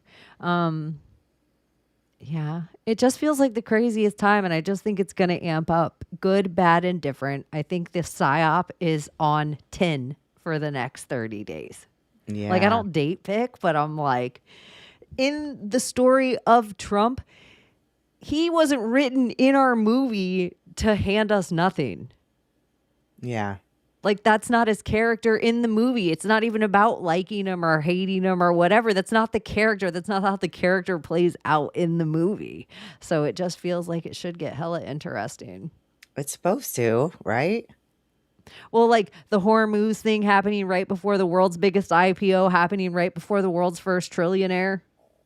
Even this all feels like part of the ritual. Yeah, Trillionaire. And so organic. The guy that literally is the military industrial complex. You have boring, digging holes underground. You have SpaceX shooting rockets into the sky. You have more electrical cars than any other company that you can turn off with a switch. Like, he is the Pentagon. Yeah. The world's richest man. Lex Luthor. Elon Musk. And trillionaire in U.S. money, because I'm pretty sure there's like lots of people in Zimbabwe that are trillionaires, but like trillionaires in Zimbabwe money. Yeah, you could have like $1 trillion Jamaican dollars and just buy like 2 loaves of bread with it. We'll be there soon. Pretty soon, we're all going to be trillionaires. Yeah, the inflation is kind of crazy, which that's in the island. It's like summer. These aren't real prices, but she'll be like, I went to the store. I spent $8,000 on a, chicken for my family. I'm like, $8,000. It's like, like Jamaica has some crazy currency digits. Don't they all just trade in weed? I thought that's how it worked over there. Just like, oh, I'll give you some lamb's bread. Hey, you want some Bob Marley? I know they don't have like all their cool shit that they used to have there. It's all China shit now. Like the same way all of our stores closed down because it was all bullshit China stuff filling all of our stores. And so we lost our mom and pop hardware store because now we had this bullshit Home Depot Chinese shit. And so it just closed down every mom and pop store. That's Jamaica. They all used to do all their crafts. And then China was like, hey, we can just carve these coconut purses in a factory and just write Jamaica on some, Bahamas on some, Mexico on some, and spread it all out. And then you're battling somebody now, you're carving yours, but they're selling theirs for 1/4 of the price. So it's like eventually the families couldn't compete. So you used to be able to go to Jamaica legit. You'd walk down a straw market and they'd be selling canes and rugs and blankets. There's Bob Marley and other reggae music playing. There's burnt tapes and movies that you haven't even seen released in America yet. Like it was crazy. But somebody would like have a coconut purse and they'd be like, hey, $25. And you'd be like, what? Somebody told me like $7 for theirs. And they'd like twist open the coconut purse and it was just stuffed with weed. And you were just like an American kid. 25 it is. Yeah, this place is heaven. I remember the first time, I think when I was like 12 or 13 and I had gone to Jamaica with some friends, and first time in a different country, and the first thing that we had to do was go and buy drugs, of course. And I just realized really quickly that after someone passed it off, if you just kept being like, is that it? If you just kept saying, is that it? Is that it? Is that he would just like keep giving you more and more and more until eventually they like caught on. So like that was heaven. Like the first time I went to Jamaica and I got, I don't know how much for like $20. I know people that they don't want a cane that has Bob Marley's face in it, but they just want to haggle. Like there's people that just like the deal and to haggle. And Jamaica used to be a place for that, where people would just come home. Like my mom would be like, I don't even know how she got some of this stuff in and out of trips. I don't know, but it'd be like half a tree with a pelican carved in it. You're like, what? She had to have it. But yeah, Jamaica. But I remember going to Mexico and being able to, like, you would just be a kid and you could just load up your arm with silver bracelets. Like, load up your arm. You could just buy them for $2 a piece and they'd just be silver bracelets and you'd just be walking around like Bling Town. I don't know. It's weird. Is anything else going on in the world, you guys? I wouldn't know. This is it. This is where you come for it. Yeah. Well, I hope Layla's back feels better. Same. Are you guys gonna plug anything? Are you gonna be anywhere fun this week? I have no idea. It's Friday, right? Yeah, I'm here. This is it. This is the only part of my week is I can't.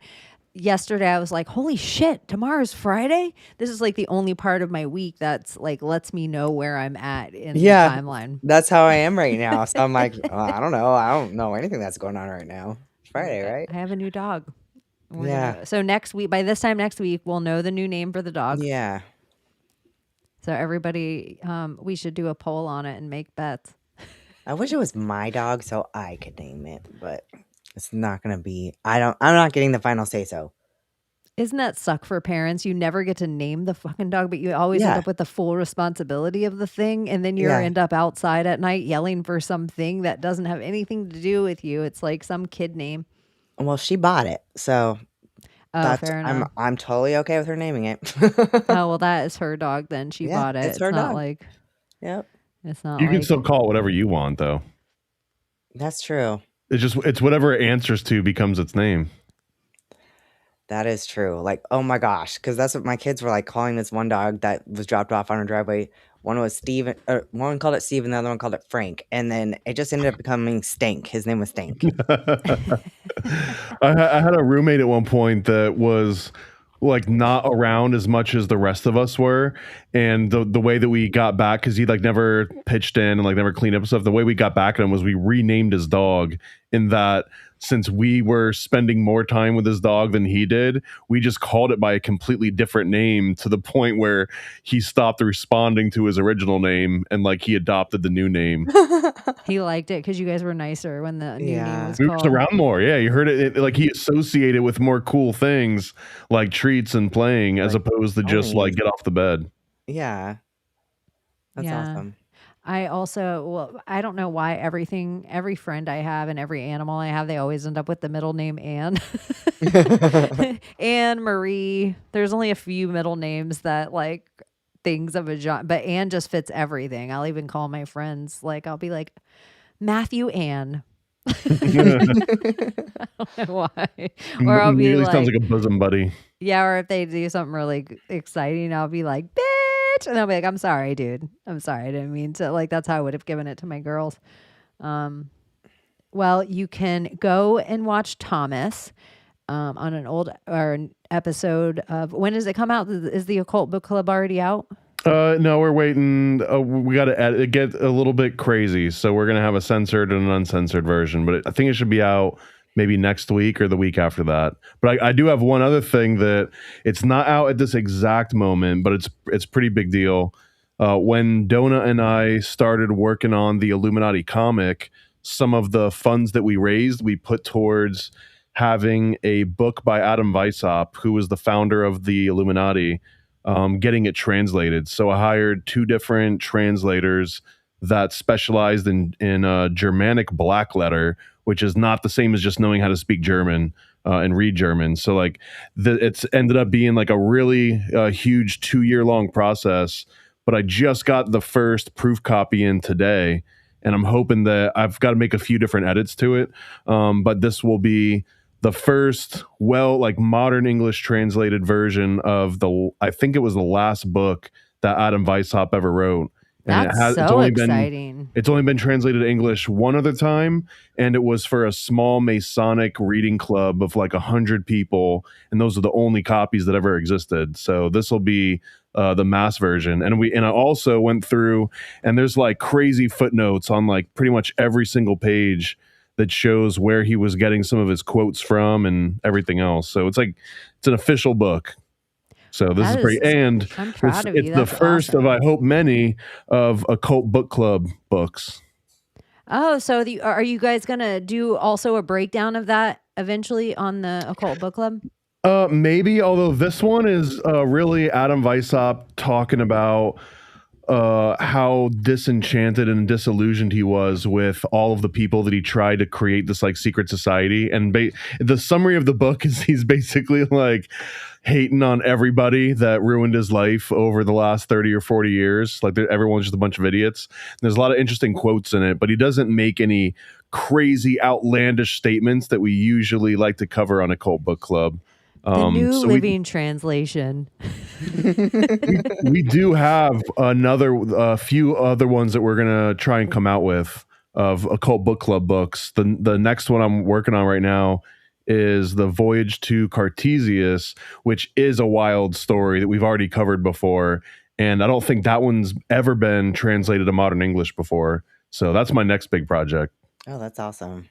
Well, if you decide and if you ever want a girl's voice, I would read for you.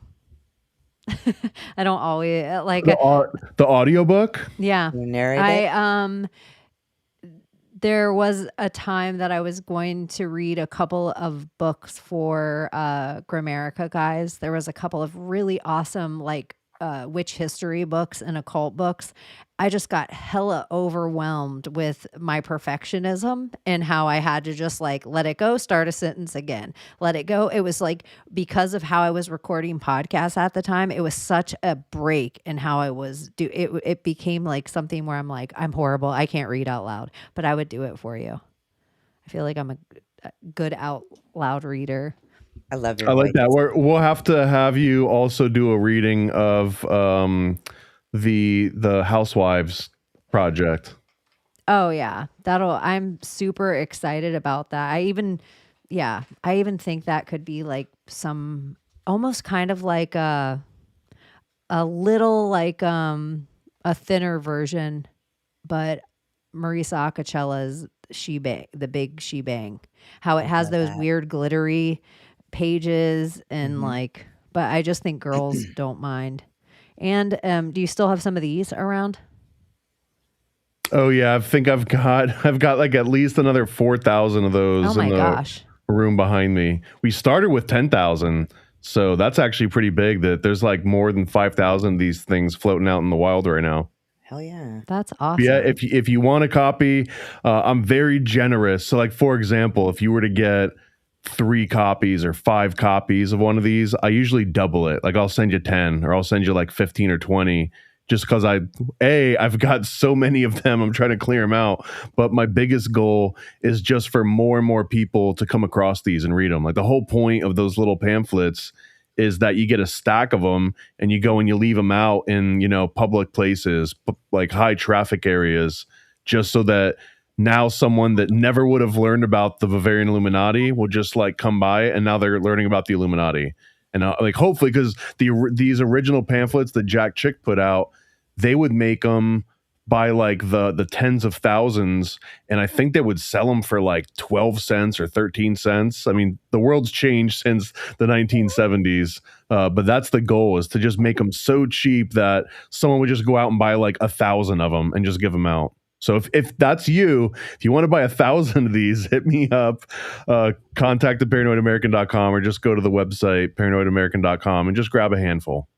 And if you take a picture, if you put it somewhere cool, I think that about all the stickers or all the, if you're a person out there, whether it's like a band, but it's even cooler if it's one of your niche podcasts or one of when you're walking in the wild and you see something from one of your homies shit is like super cool when you see like a sticker or a book. So.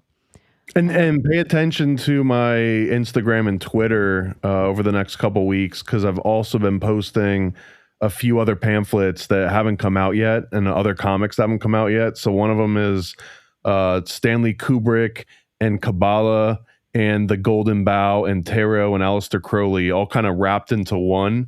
It'll make more sense when I start releasing it. But I already posted a preview of that, I think, on Instagram this week.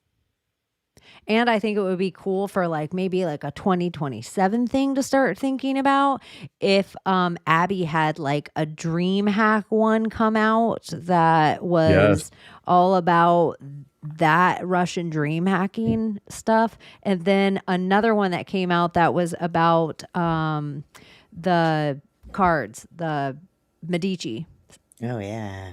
I think that would be like probably Medici could have a whole one, and then the cards could just be one section. I like the lucid dream one. So like part of the strategy, as I'm doing more of these, like the Illuminati one, if you see the cover, it opens with a question, and that's the first one that we went down that angle.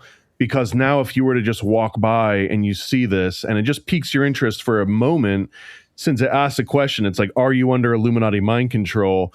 You like, even if you don't pick it up, you've just engaged with it and you've answered that question in your mind. So like that level of interactivity. So like the next one could be like, do you know how to hack your dreams, or have you ever hacked a dream, or are your dreams being hacked?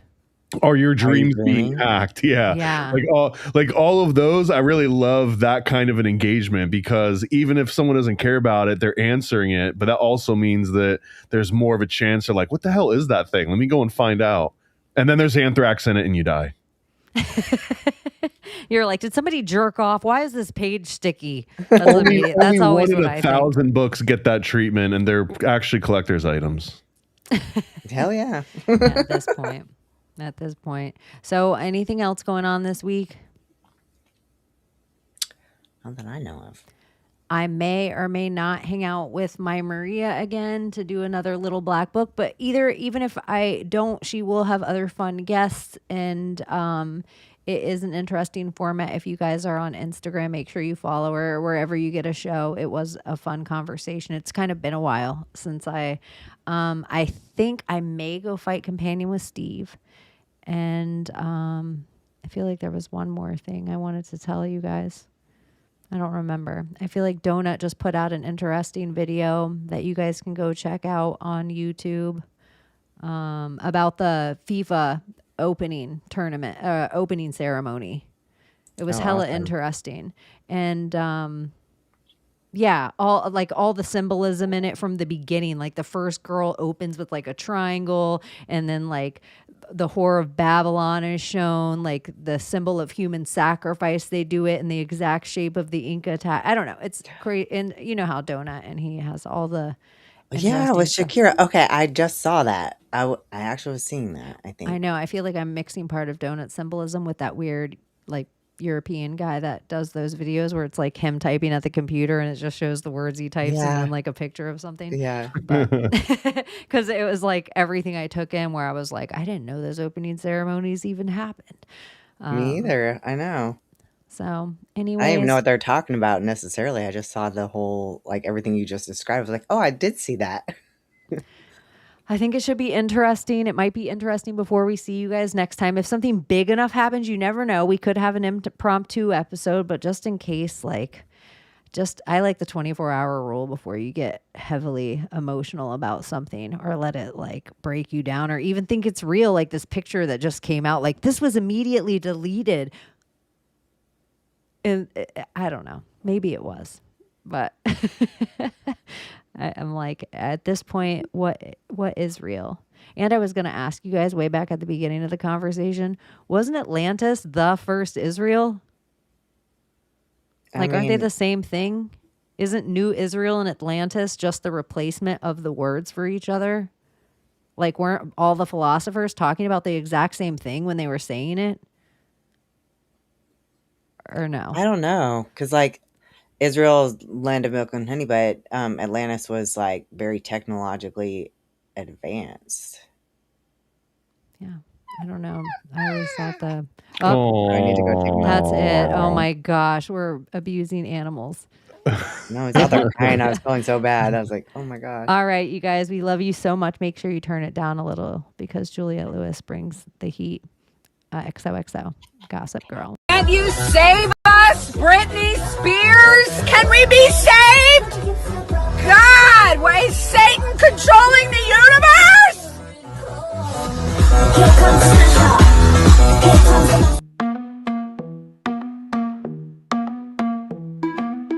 The world we used to think we knew is constantly exposing woo. Our possibilities come true. So what we do is call out to the good guys, good guys. Witches, widows, MAGA, mystics, entertaining cunnilinguists, good guys. The forum of the quorum needs a secretive society to advance our philosophies intentionally, magically, good guys. Conspiracy, sex, culture, Jamaicans, it's okay to change your thinking, good guys. Good guys, good guys, good guys. The world we used to think we knew is constantly exposing woo. Our possibilities come true. So what we do is call out to the good guys, good guys. Witches, widows, MAGA, mystics, entertaining cunnilinguists, good guys.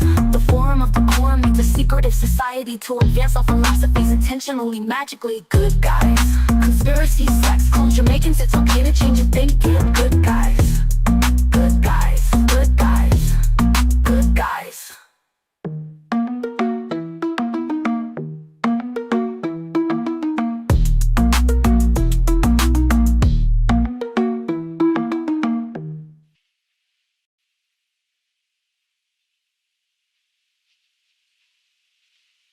You're still here? It's over.